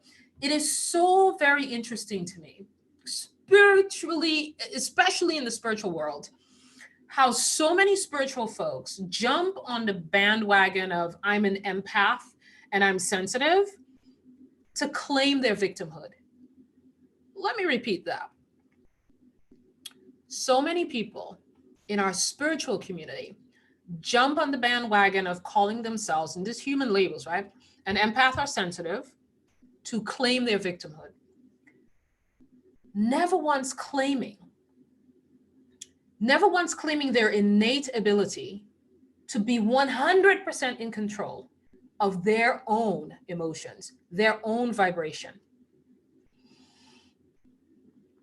There is a mass belief at play in the spiritual world that empaths and sensitives are victims. If you Google empath, if you Google sensitive, all you'll find is how to protect yourself, how to not be a victim, how to move out of the, how to protect yourself from other people's energies. Everything is victim-based. Everything is victim-based. And I'll ask you this. Have you ever heard a person say, I'm an empath, joyfully? No, they go, I'm an empath. Girl, I'm an empath. Yeah, I'm an empath. I'm an empath, so I sense I'm an empath. It's like a burden. You know what I mean? And there's surrender to everybody's emotions and everybody's feelings. In the last year, I started becoming more empathic, where I can sense what people are feeling and thinking and all that stuff. And I said, oh, hell no. She ain't gonna be a victim. I got my phone. I'm like, we need to talk about this, because I walked into the room in a business establishment and I literally felt everybody. And I'm like, oh, this is interesting. I've never had this experience before. And I'm like, is this what empaths be talking about? And I'm like, I ain't jumping on the empath victim bandwagon. No. Right. And I sat down with my divine team and I had a 1-hour conversation about being an empath and what it means and what it doesn't mean and why we so screwed up around that. Because I think we are screwed up around that. The minute you claim victimhood under any label, it's screwed up. It's screwed the hell up, right? And I had about a 50-minute to 1-hour conversation, which I will share. I'll if you're on my email list, I'll be sharing that shortly. I have to go back and listen to it because I didn't mean to share it, but I think I would. And there was so much insight around the fact that people are claiming victimhood and they're not victims, and they are. Every single human being is 100% in control of their own whatever they're feeling. But what we do, especially in the spiritual world, is we use the label empaths to claim victimhood. And it's like, what do? I'm an empath. I can't do that. I'm an empath. I can't go out. I'm an empath. Can't be around that. I'm an empath, right? And yes, I get that there are people that are more sensitive than others. Trust, I get it. But it's time for us to let go of that. It's time for us to let go of the victimhood and claim the fact that we are 100% in control of our own energy, no matter who is around us. So I will share that audio in support of my belief in that. And once I had that conversation with my divine team, I'm good. I can sense everything that other people are experiencing, and I'm not a victim. Not going to be a victim of it.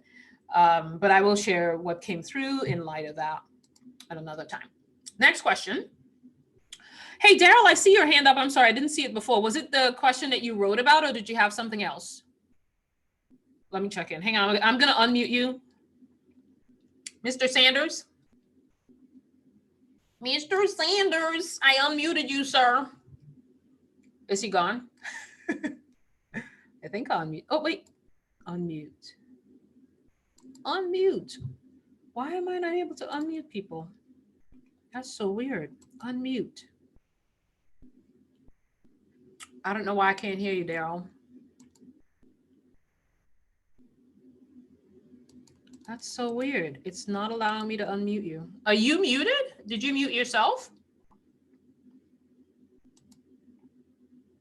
I don't know. Hello? Oh, there you are. Hey. I think it's the first time I've heard your voice, dude. Hey. Well, it's not the first time I've heard yours. That's for damn sure. Did you have a question, or did I answer your question already? No, you did. That was for the previous question. Thanks. Okay, cool. Good to hear your voice, though. You too. All right. Bye-bye. Bye. Okay. And now my thing swapped. Okay, go back here. Okay. Let me see if anybody asks any other questions. Rachel, I would say empathy is more emotions, while sentience is more like physical sensation. Oh, but then there's the other thing about clairtangency, which is clair touching. I don't know. To me, it's all human making up words. I don't get caught up in any of that. I'm clear whatever wants to come through me. How about that? But now I see it as a gift. I see it as a way to feel oneness with others. See, yeah, but without taking on their shit. I hear you, girl. It's also helpful in being discerning. Yeah. I think empathic is a powerhouse, but for some reason we have a mass belief around it being victimhood. I don't know. We need to get out of that shit. We need to get out of that. Okay. Somebody literally asked me this, which is, yeah, I know, right, Rebecca? I'm clear, whatever. Whatever wants to come through me in whatever way. So I'm clear, whatever. I'm not a label person, it's just, human labels are just, I see that with sexuality too. It's like, there's probably like 69 different sexuality labels. I'm like, just wake up and be whatever the hell you want to be. Who the hell cares? But every year we come up with a new label. And it's like, I can't even keep track of it, But that's what we do as humans, man. We are labelers. We need to label things so we could put everybody in a box. You know what I mean? I don't fit into people's boxes. They get really uncomfortable because I'm an extroverted hermit.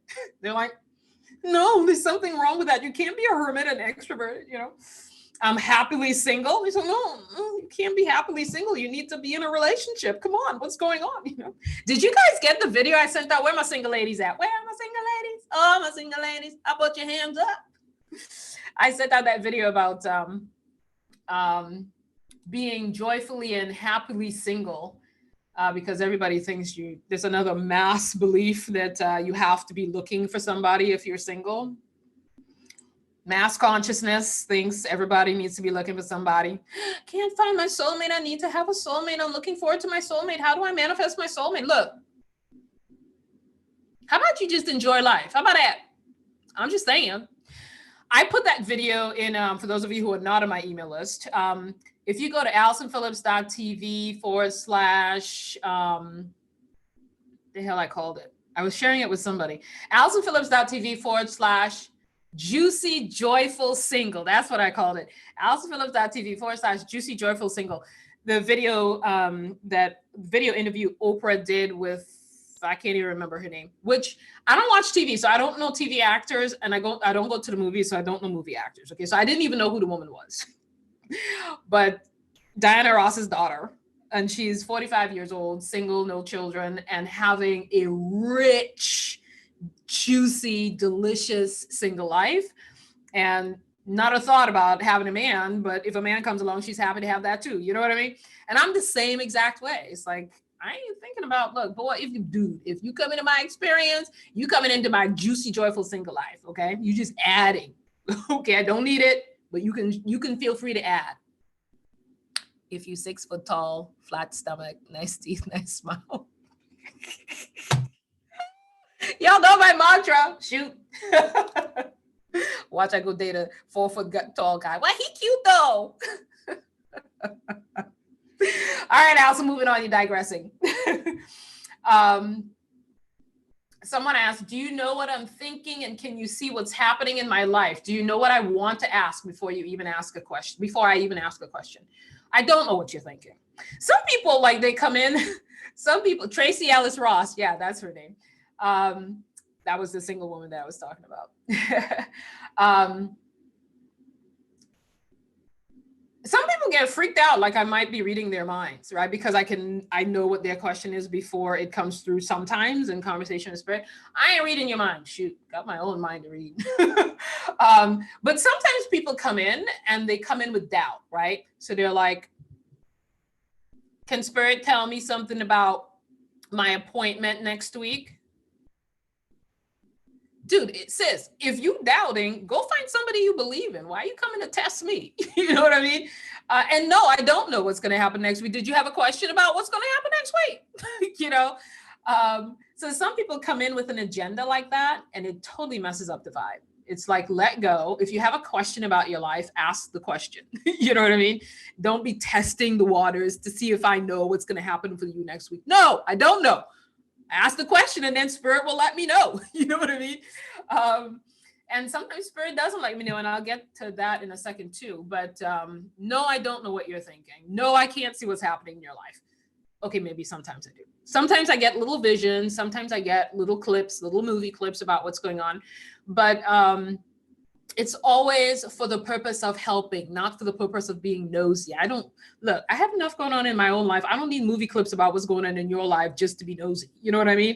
So it's only when I'm in conversation with spirit and I'm open to receiving that actually happens. And it's usually in response to a question that you're asking or in response to something that's happening in the group at the time, things like that. Do you know what I want to ask before I even ask the question? No. Sometimes spirit does, but I don't get the rest of the question before you ask it. What I get is the answer, or I get the response, you know, before you even ask the question, which doesn't mean I necessarily knew the question you were going to ask. The answer is just coming through. So not really. Do you see spirit in the room and do you physically hear them? I do not see spirit in the room. I do have a paranormal story that I've shared, which I'm not going to share anymore, but some of you are when I was doing the online meetup event, I shared that story there. But no, I would get freaked out if I saw spirit in the room. Unless it looks like an angel with wings and something, you know, fantasy-like that. But no, I do not physically see spirit in the room. I sense like a ball of energy right here. I don't know why it's right here. Maybe that's where I want it to be. I'm sure they're all around me, you know, but so I don't see them. Do I physically hear them? No, it's not like when I say I'm hearing, it's not like how I hear an audible voice from a person next to me. It's more like an internal voice. It's like telepathy. It's what it feels like. It feels like telepathy. So the conversation is going on here inside of myself, but not, I don't have quite words to hear, but it's not a physical audible voice outside of myself when I say I'm hearing something. Do I see auras around people? No, I do not. See my thing going here.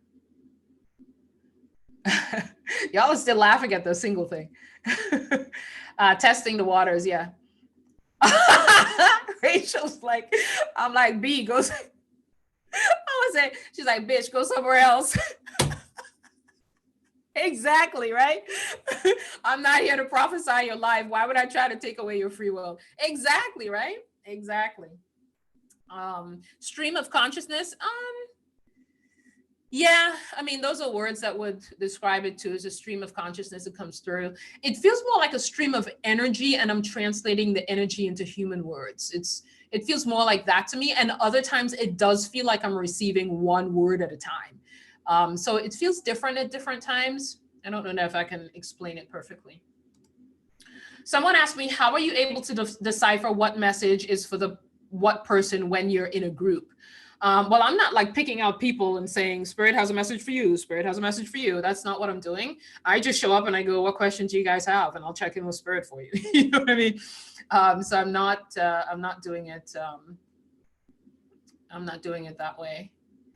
I mean, I suppose I could, but which I have. I mean, in there, I think I did host a conversations with Spirit back in November, I think, and each person just said what message does Spirit have for me, and I just tuned in, and the message was completely different for every single person. So that's certainly possible to have done that too. But for the most part, my calling really is, I'm here. What questions do you have?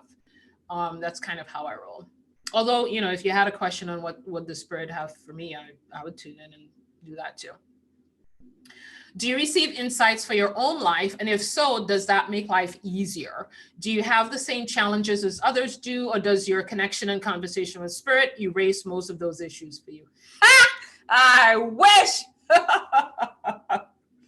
Where's Rachel? Don't we wish, Rachel?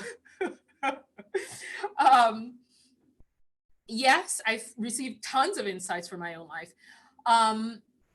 Initially, when I was having conversations with Spirit, at the end of every single day, I'd have some set number of questions, right?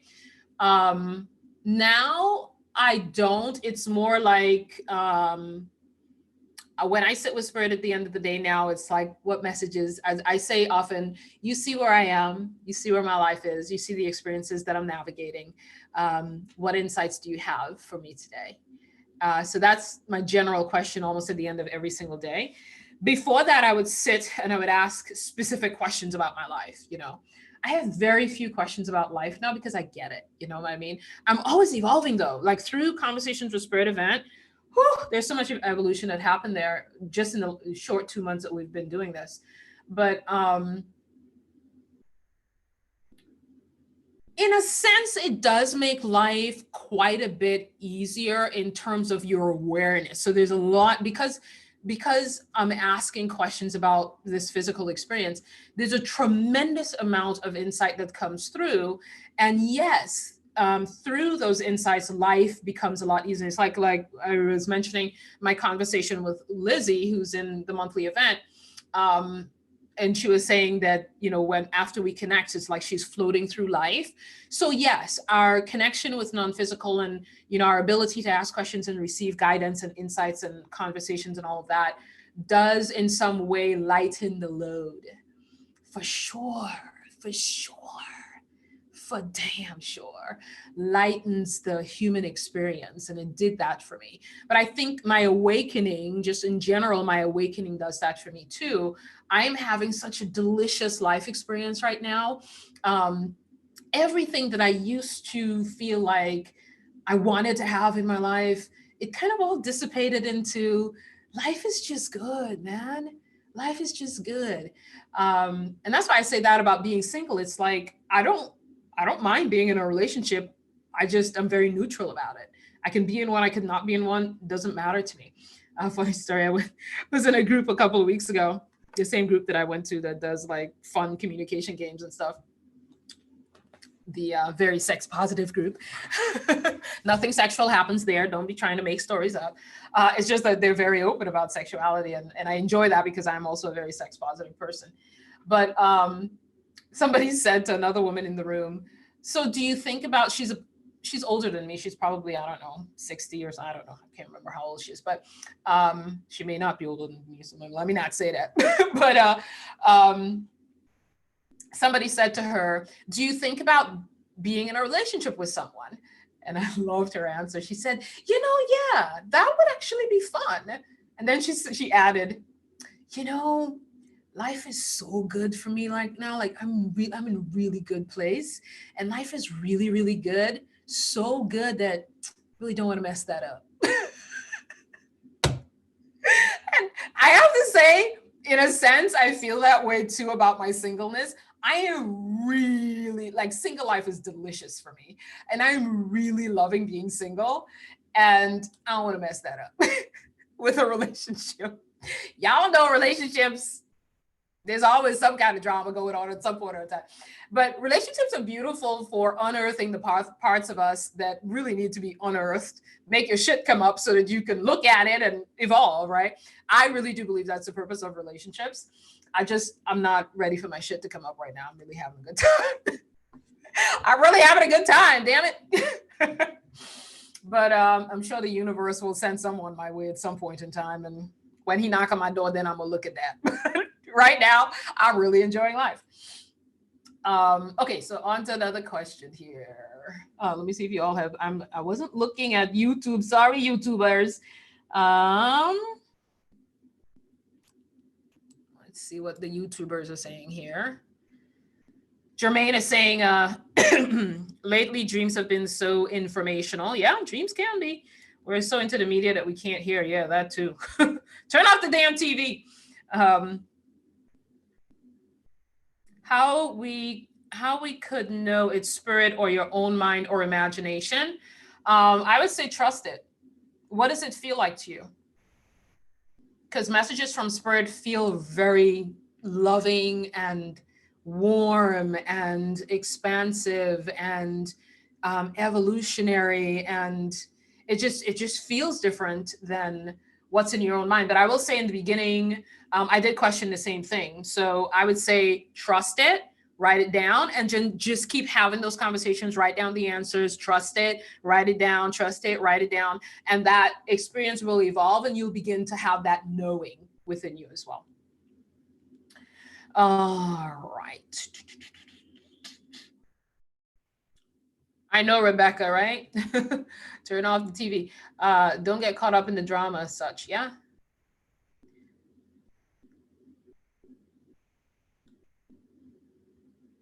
Oh, Rachel is saying, I still vacillate between questions and no questions. It depends on what playground I'm on and whether or not I'm fully immersed in the movie. Yeah, right? That movie called life, man. That movie called life can suck us in, man. Okay, moving on. Where are we on time? There I am, past 2 hours. All right, be quiet, Daryl.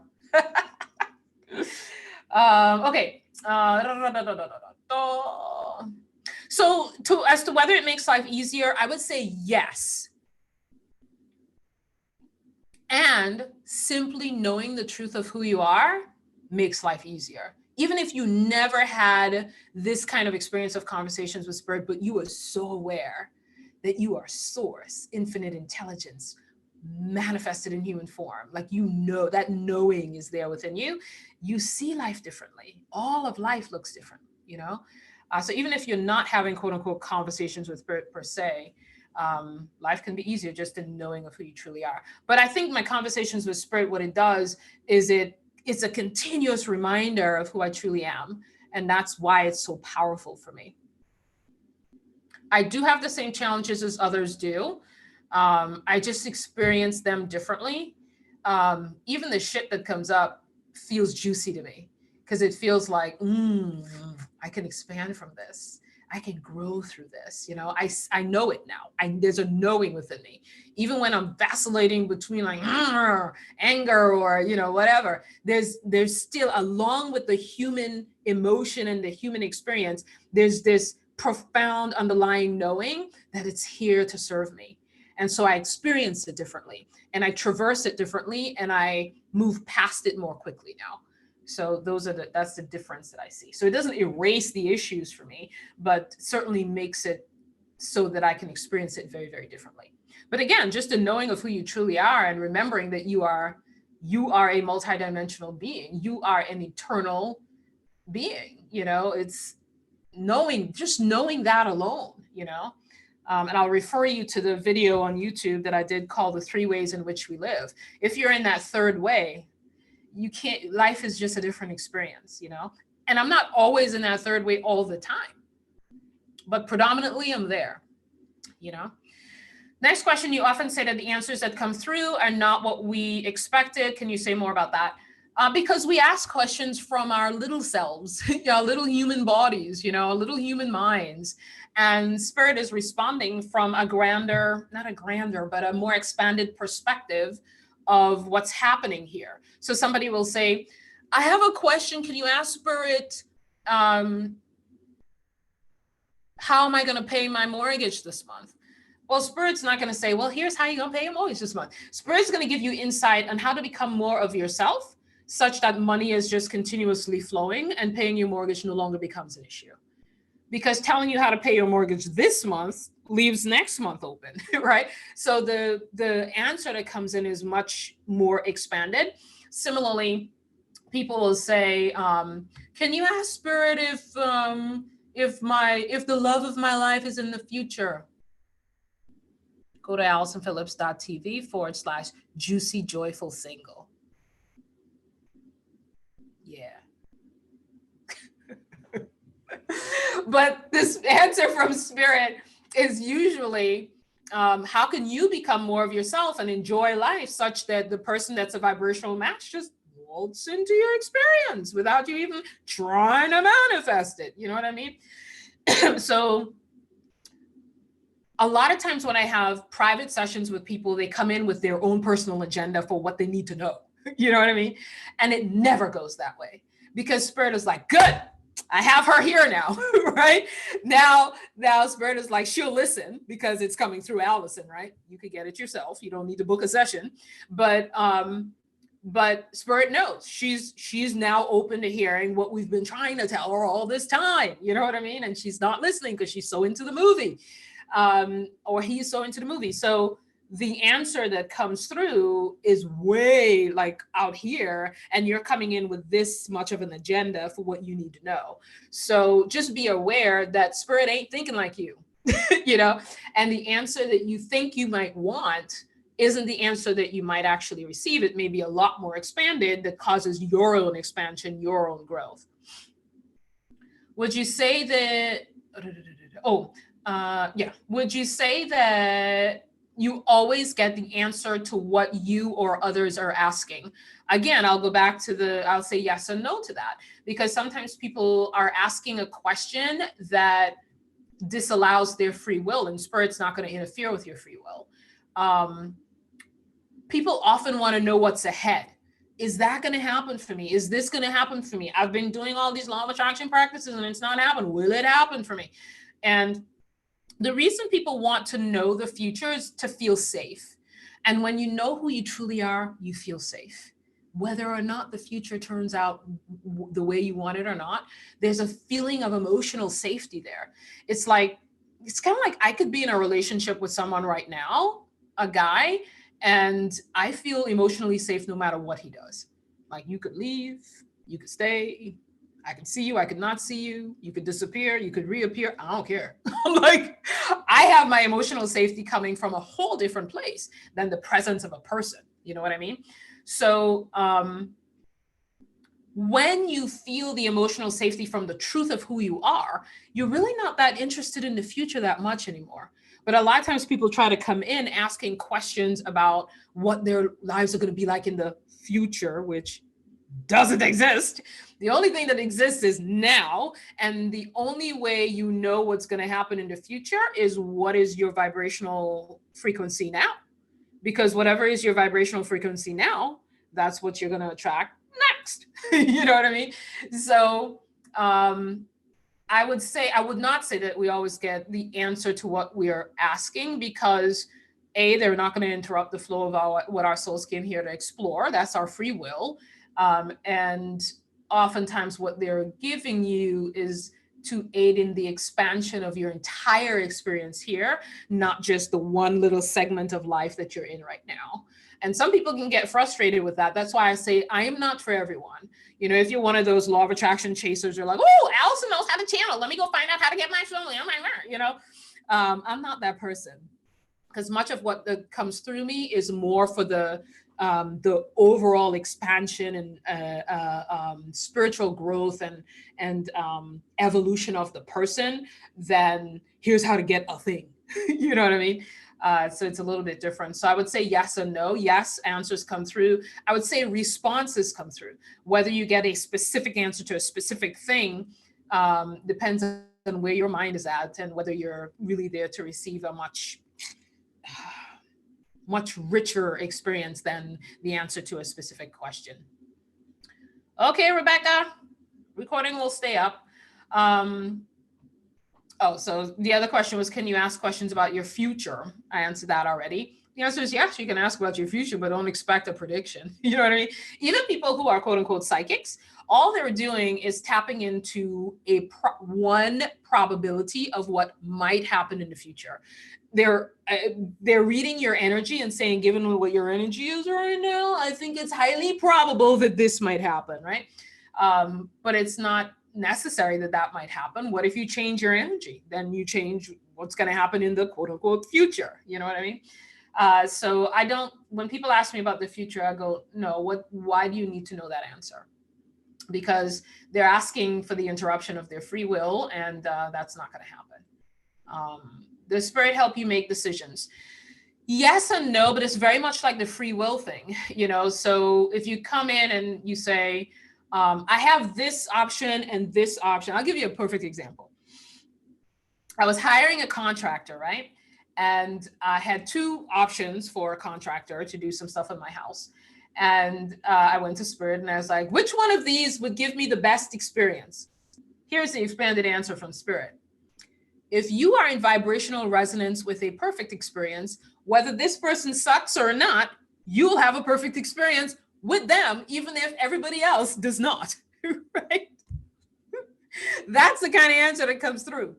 Or, how would you like to be vibrationally tuned? Because however you're vibrationally tuned, whatever your vibrational resonance is, that's how that's going to play out for you. So we come in with our human mind saying, I need to make a decision. Is it this or this? Which one is the way to go? And Spirit goes, you can go anywhere you want. Where do you want to go? You know what I mean? So no, Spirit does not make decisions for you. And even when you ask questions about making decisions, the answer tends to be much more expanded that helps you learn how to make vibrational decisions for yourself rather than a specific decision about one thing or another. What made you decide to do this as your focus in life right now? I did not make a decision to do this as a focus in life right now. It was not a decision. It was more of a gradual slipping into what was already happening. And that's been the story of my life ever since I became an entrepreneur. It was more, oh, this is happening right now. I guess I'll go there. This is happening right now. It's like all the one-on-one clients started to ask, not for my opinion about stuff, but can I talk to your divine team, right? And so I was like, okay, this is all I'm doing now. So I might as well just change my website to say this is all I'm doing. And of course, it became more clear to me that this is what I'm here to do as well. For now, I don't know how long I'll be doing it. I'm open to whatever my soul wants to explore here.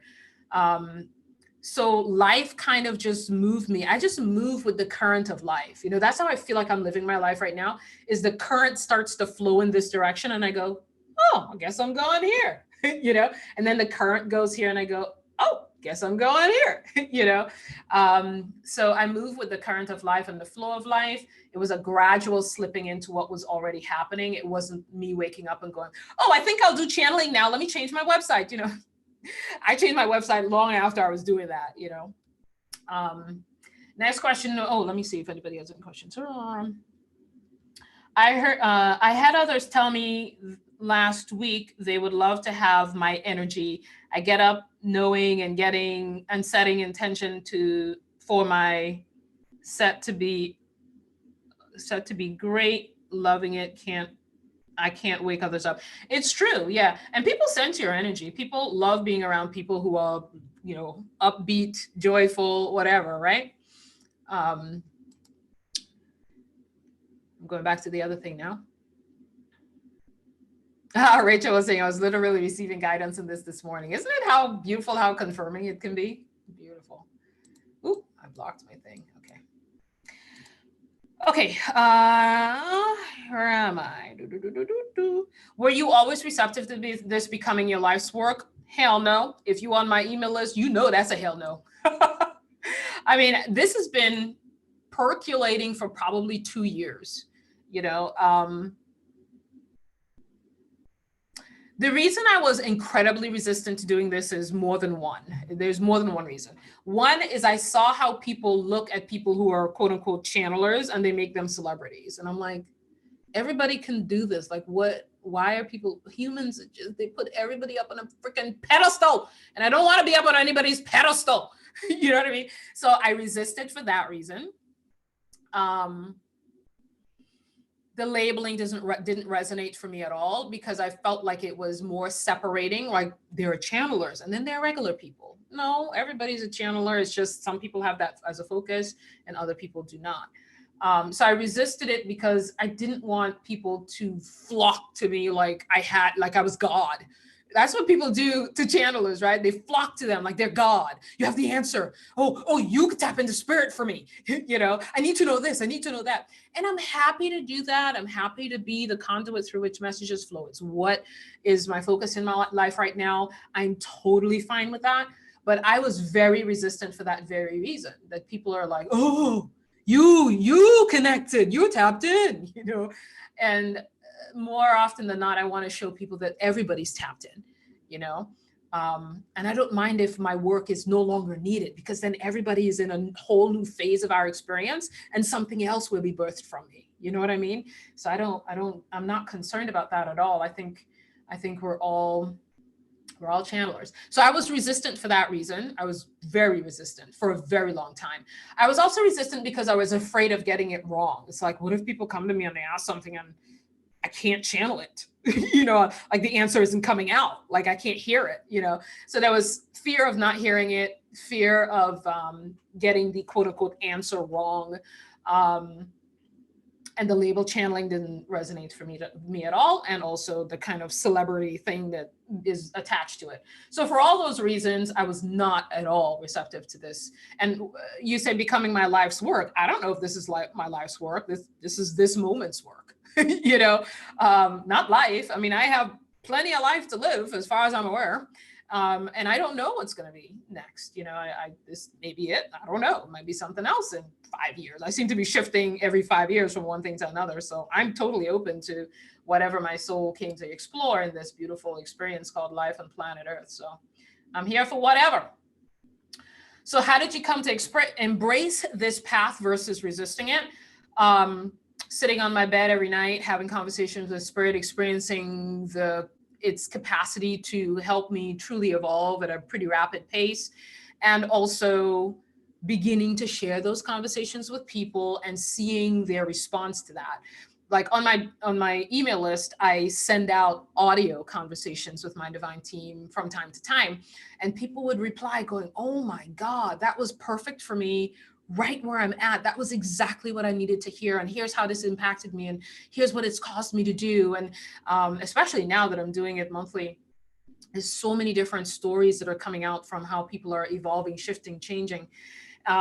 So when I started sending out those audios to my email list, I started realizing, oh, because I was sending it out only because it was so helpful for me and so insightful for me. So I was like, oh, I got to share this. It's like just sharing something cool that I got. And I was just sharing it just to share, you know. And then I started getting the email replies from people going, you know, how profoundly it impacted them, and telling me stories about how it changed their lives and what happened after they got it. And they re-listened, and here's what happened afterward. And I started realizing, oh, maybe this isn't just for me. Maybe I should be sharing this more broadly. Maybe it's not just for my life, you know? So that's part of what happened in terms of me embracing it.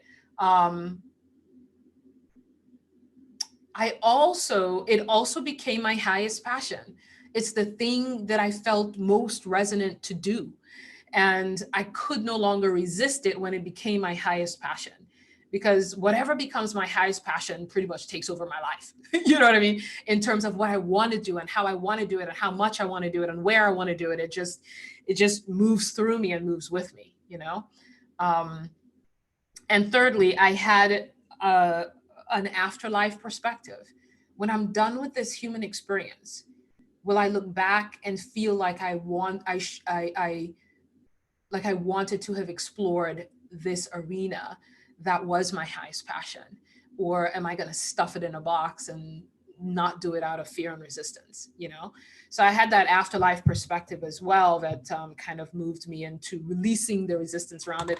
I will say that I still have some resistance, but it's not as prevalent as like I went out the other day to a group meeting and people were like, that's what you do? Oh, can you do this? I'm like, oh God.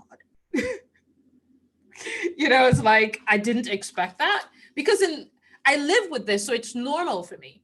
But when you go out into the world and people say what you do and you say what you do, they're like, especially in a spiritual community, it's like, oh, it's like, oh no, wait, and I'm not. There's some resistance that comes up around that, and I think it's the fear of being celebritized, like being a celebrity, and like, oh my God, let's put you up on a pedestal. You have connection with spirit, I'm like, well, that's the thing I didn't want. That's the thing I didn't want. No. So I feel a little bit of that sometimes too. So there is still some resistance, but it's dissipating bit by bit. It's dissipating. Next question, would you want to teach others how to tune into their own conversations with spirit? Because I don't have a process, that's never been a passion. I don't have a process. Okay, I just don't have a process. But I will share with you what I shared with the monthly folks and conversations with spirit. Maybe 2 years ago, people were pounding down my door asking, can you just do a class on how to connect with spirit? Can you do a class on how to connect with spirit? And I'm like, I don't got class material. You know what I mean? I just sit down and I connect. And then I went outside on my deck, which is often where I sit when it's warm out, and just connect with spirit. And I said to my divine team, I don't know what to give them. I don't have anything, and they shared with me, you don't have anything because the way in which you connect is really from your releasing of what gets in the way of connecting. So share with them what was released in the way that allows you to connect so seamlessly. And I don't think I was clear on what I released, because I guess it just happened quite naturally for me. So I didn't like sit down and go, I need to release this thing in order to connect. That was never a thing for me. I just went into conversations with spirit. It just never dawned on me that I needed to release something. So even that was not clear to me. So I was in conversation with them going, well, what did I release? And I wrote down probably about, it's not, so instead of having a process for how to connect, what I received was, here's 8 or 9 things that I released. I think it was somewhere between 7 and 9 things that I released that I wasn't aware that I did. And I got that and I wrote it down, but I've never felt the passion around sharing it. It just wasn't a passion. And I can only do things that I feel genuinely passionate about. And I just never felt genuinely passionate about that. But someone in the monthly event last month asked the question again, like, is there more that you can share about connecting with spirit? And that memory came back. Like I had totally forgotten about that. And that memory came back that I was sitting out on my deck and having conversation with spirit about that. And I received those 7 and 9 things. I couldn't even tell you what they are because I only, it was 2 years ago and I don't even remember them. But I said to them in that event, I was like, you know what? I think it's time to share.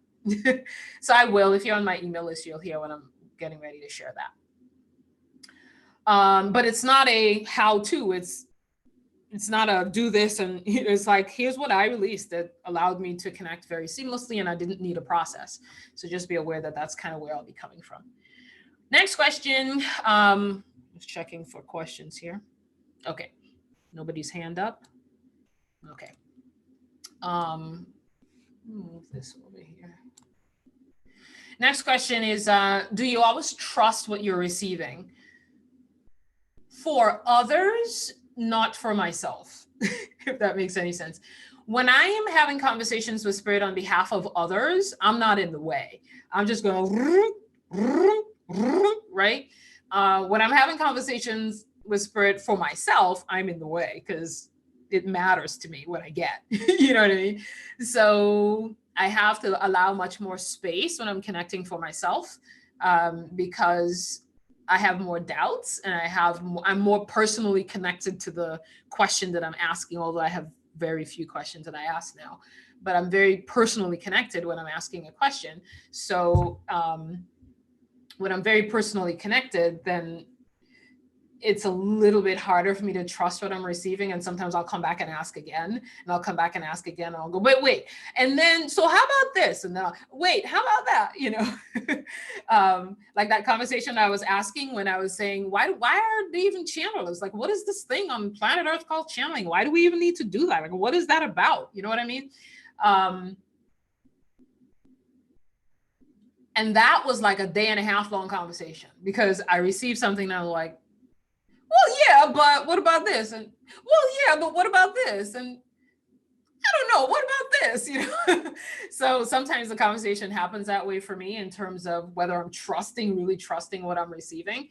But when I'm receiving for others, I'm aware that it's just flowing, seamlessly flowing, and I don't even have time to doubt. It's just do. Sometimes I do doubt when I'm receiving for others, and I'll pause and I'll go, I'm doubting this, make it clearer, but I'm doing that telepathically. So sometimes I do it out loud, but sometimes I'm doing it telepathically, where I'm like, say that again, or put that a different way, because I didn't get that, or I didn't understand that, so that happens sometimes.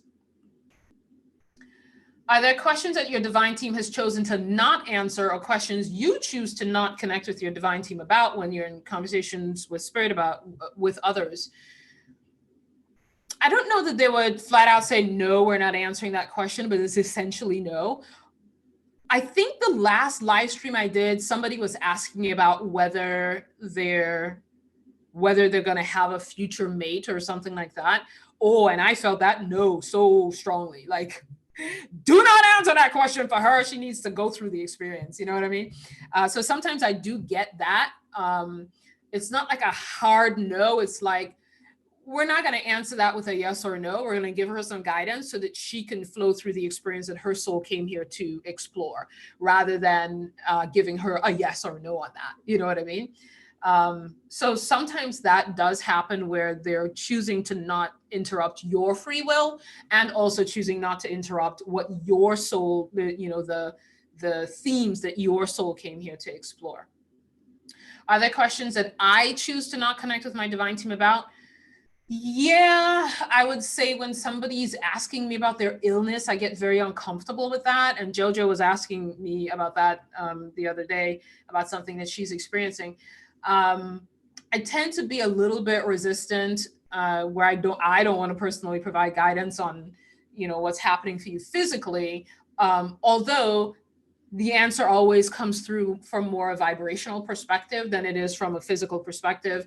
And I prefer to answer questions on how to move into health, rather than how did I get sick, and what is this illness about, and why am I having these, physical symptoms. Those I'm not interested in answering. But if you say, how can I move into abundant health? Oof, now you've opened the door, because those other questions, it keeps you more in the focus on illness. And then the abundant health question opens the door to more abundant health answers. You know what I mean? I don't answer things about, I typically don't answer things. Sometimes I do, but I typically don't answer questions on things that I'm not personally aligned with. Like, I'm not into UFOs and aliens. And, even though I get that there's many other civilizations, we're not the only one, but UFOs, mediumship, I don't do that.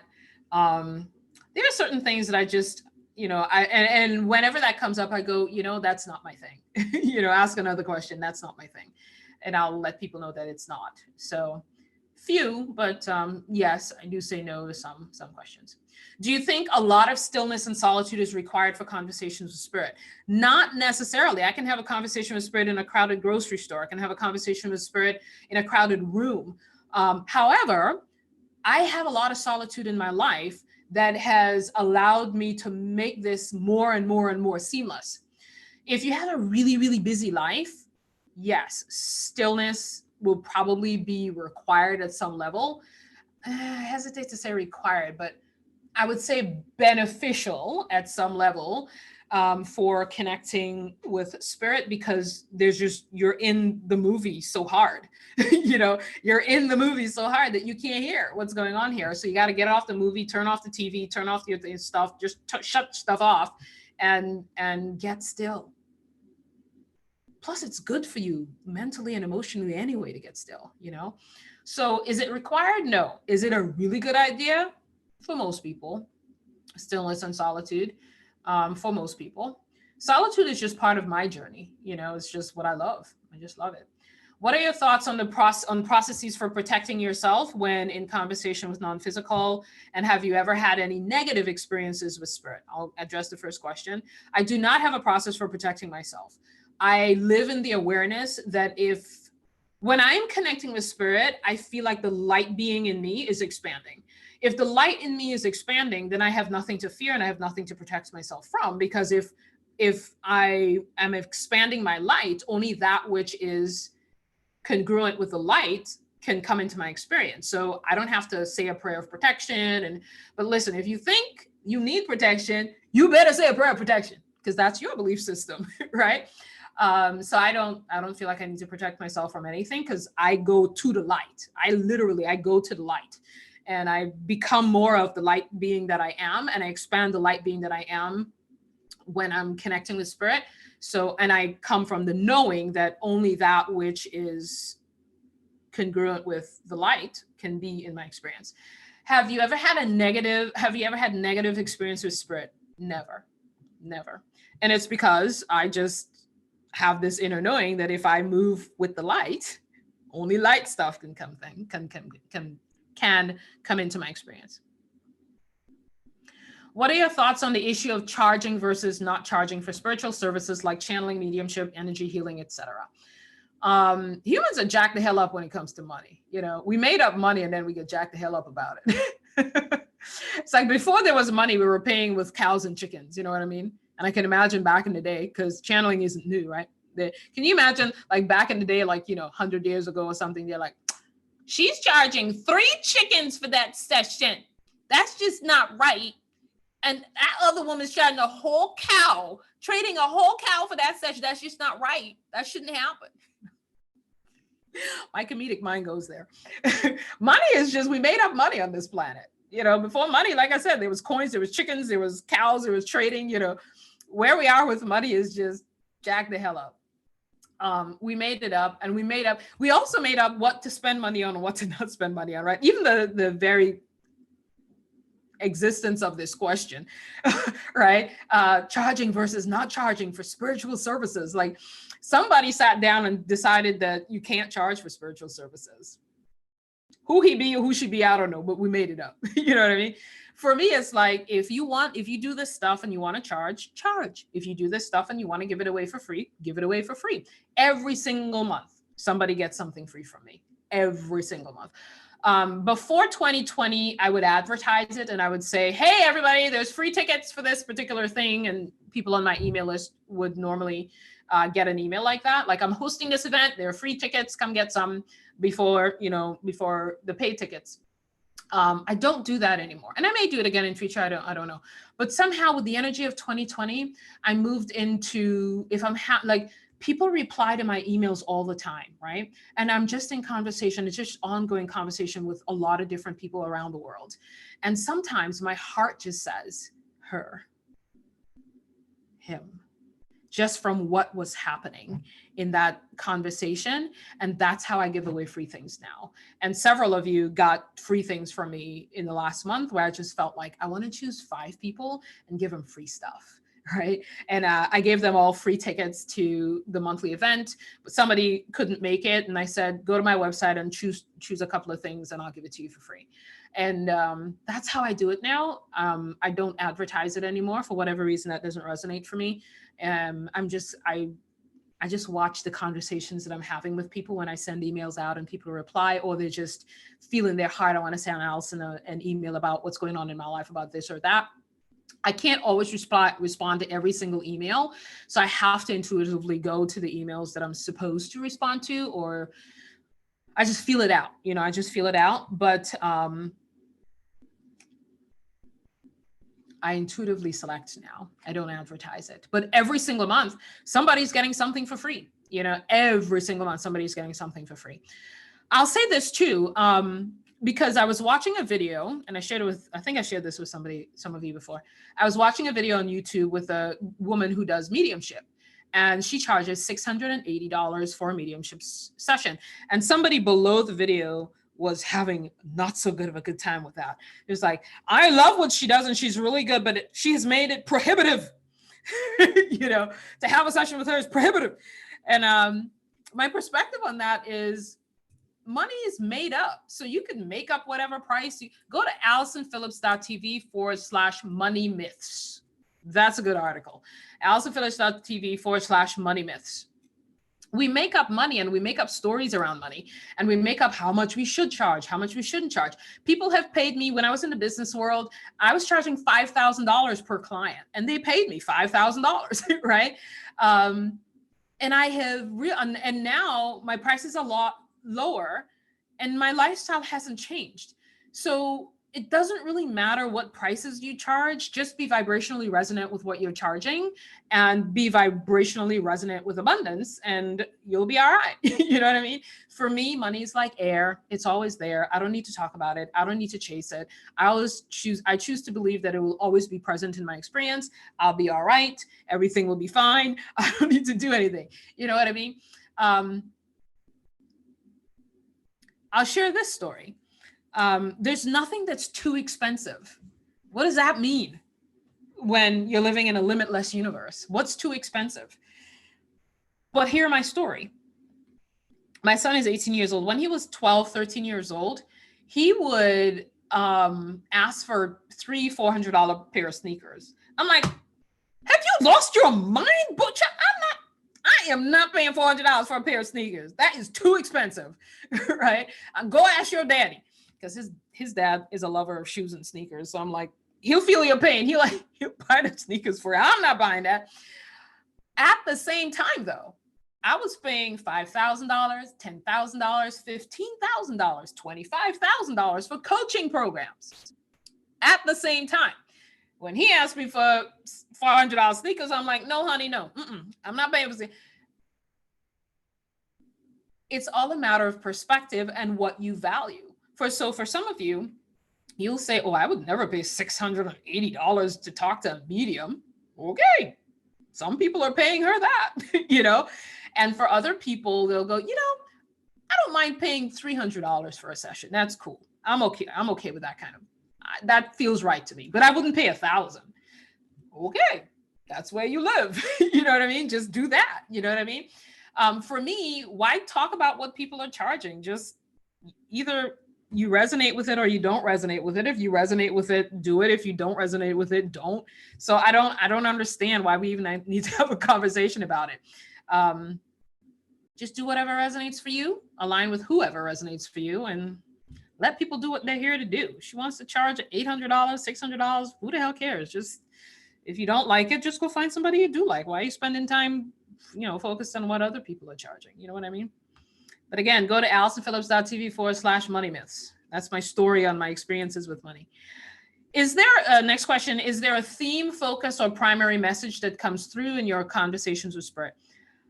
I do believe that every person for whom this is a focus has some running theme.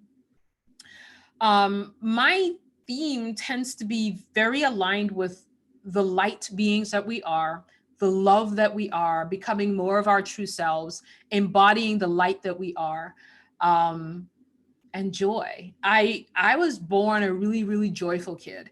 And I was the kid running around the house, always singing, dancing, and annoying my brothers and sisters. I remember my brother used to say, Mom, can you tell her to shut up? Because I was always singing. I was always loud. I was always like, my mouth, I would never shut up. I was always a lover of life, and that comes through as my theme, lightheartedness, how life can be easy and how life can be effortless. And that's pretty much what comes through for me, because it's my theme in life. It's who I am. It's who I'm here to be. So That is what comes through, you know. So yes, there's a theme, and that's the theme that comes through for me. Um, is there a specific kind of person who seems to resonate more with your message that comes through in your conversations with spirit? The law of attraction chasers probably won't resonate because they're like, I need to talk to spirit to get what I need to get. How do I get what I need to get? I need to get something. I need to get somewhere. I need to get somewhere. I need to get my career. I need to get my man. I need to get my woman. I need to get more money. I need to get a house. I need to get, you know. I am long past that journey, you know.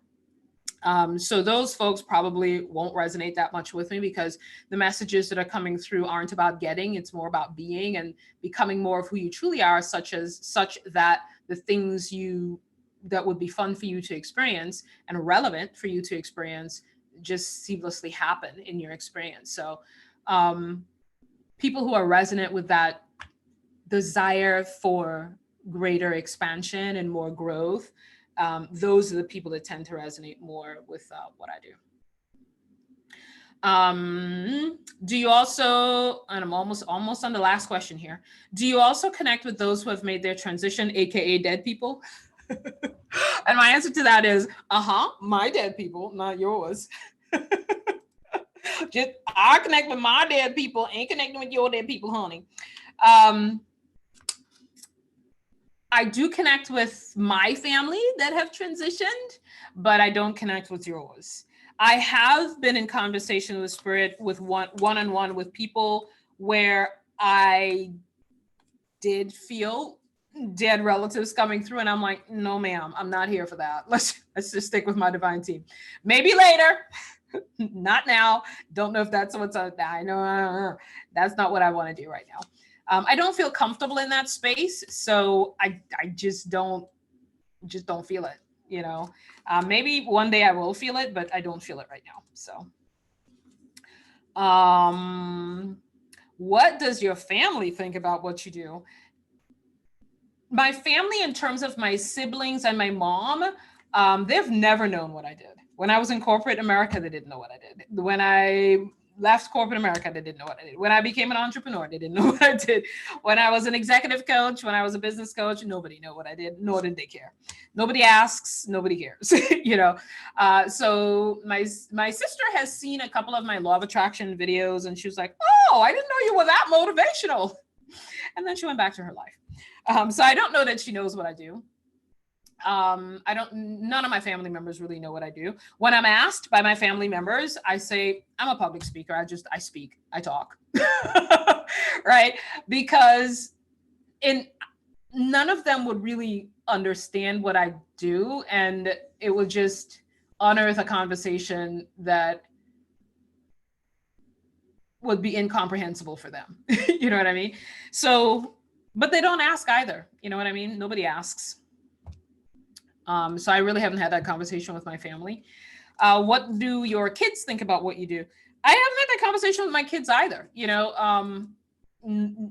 I've never sat them down and said, okay, I'm leaving corporate America now and I'm going to go into entrepreneurship. I've never had a conversation with my kids about what I do in the world. However, when I got that question and I knew that I was going to be doing this, I said to both of them, somebody asked what you do.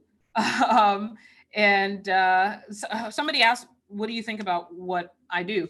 And my older son is a very old soul. He's just fully accepting of anything that's metaphysical. So he's like, oh, that's fine. That's interesting. And he went on with his life. My younger son, who is not accepting of things that are not physical, he was like, I said, I was in the car dropping him to school one day. I was like, hey, somebody asked what you guys thought about me channeling. He knows what channeling is. He's seen me watch channeling.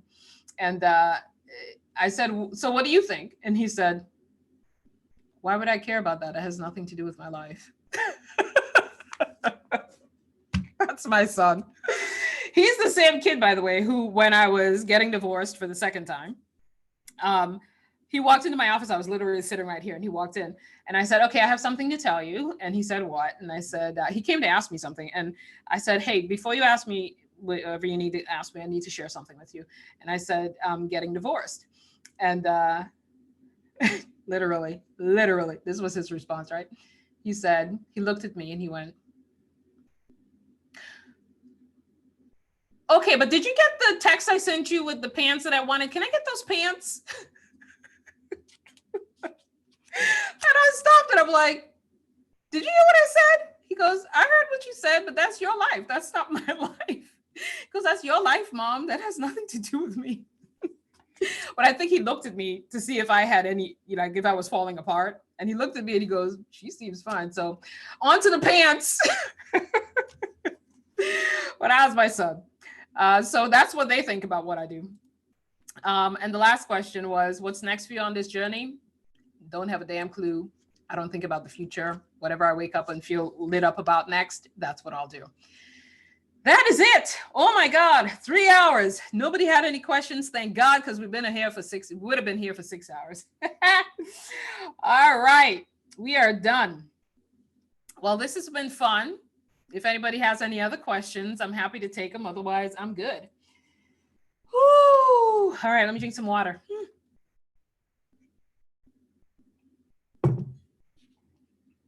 So now I have a place to point people to whenever they have all of these questions about what I do.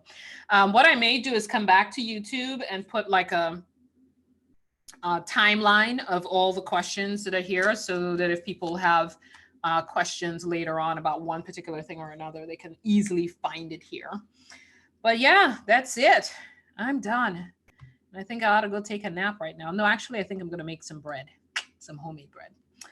All right, everybody. It was a joy to hang out with you. I hope this was insightful and gave you the answers to the many questions that many of you have been asking for quite some time.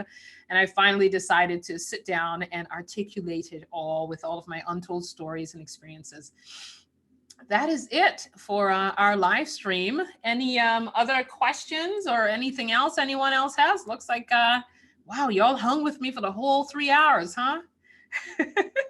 All right, well, I'll see. Yeah, I know he is hilarious.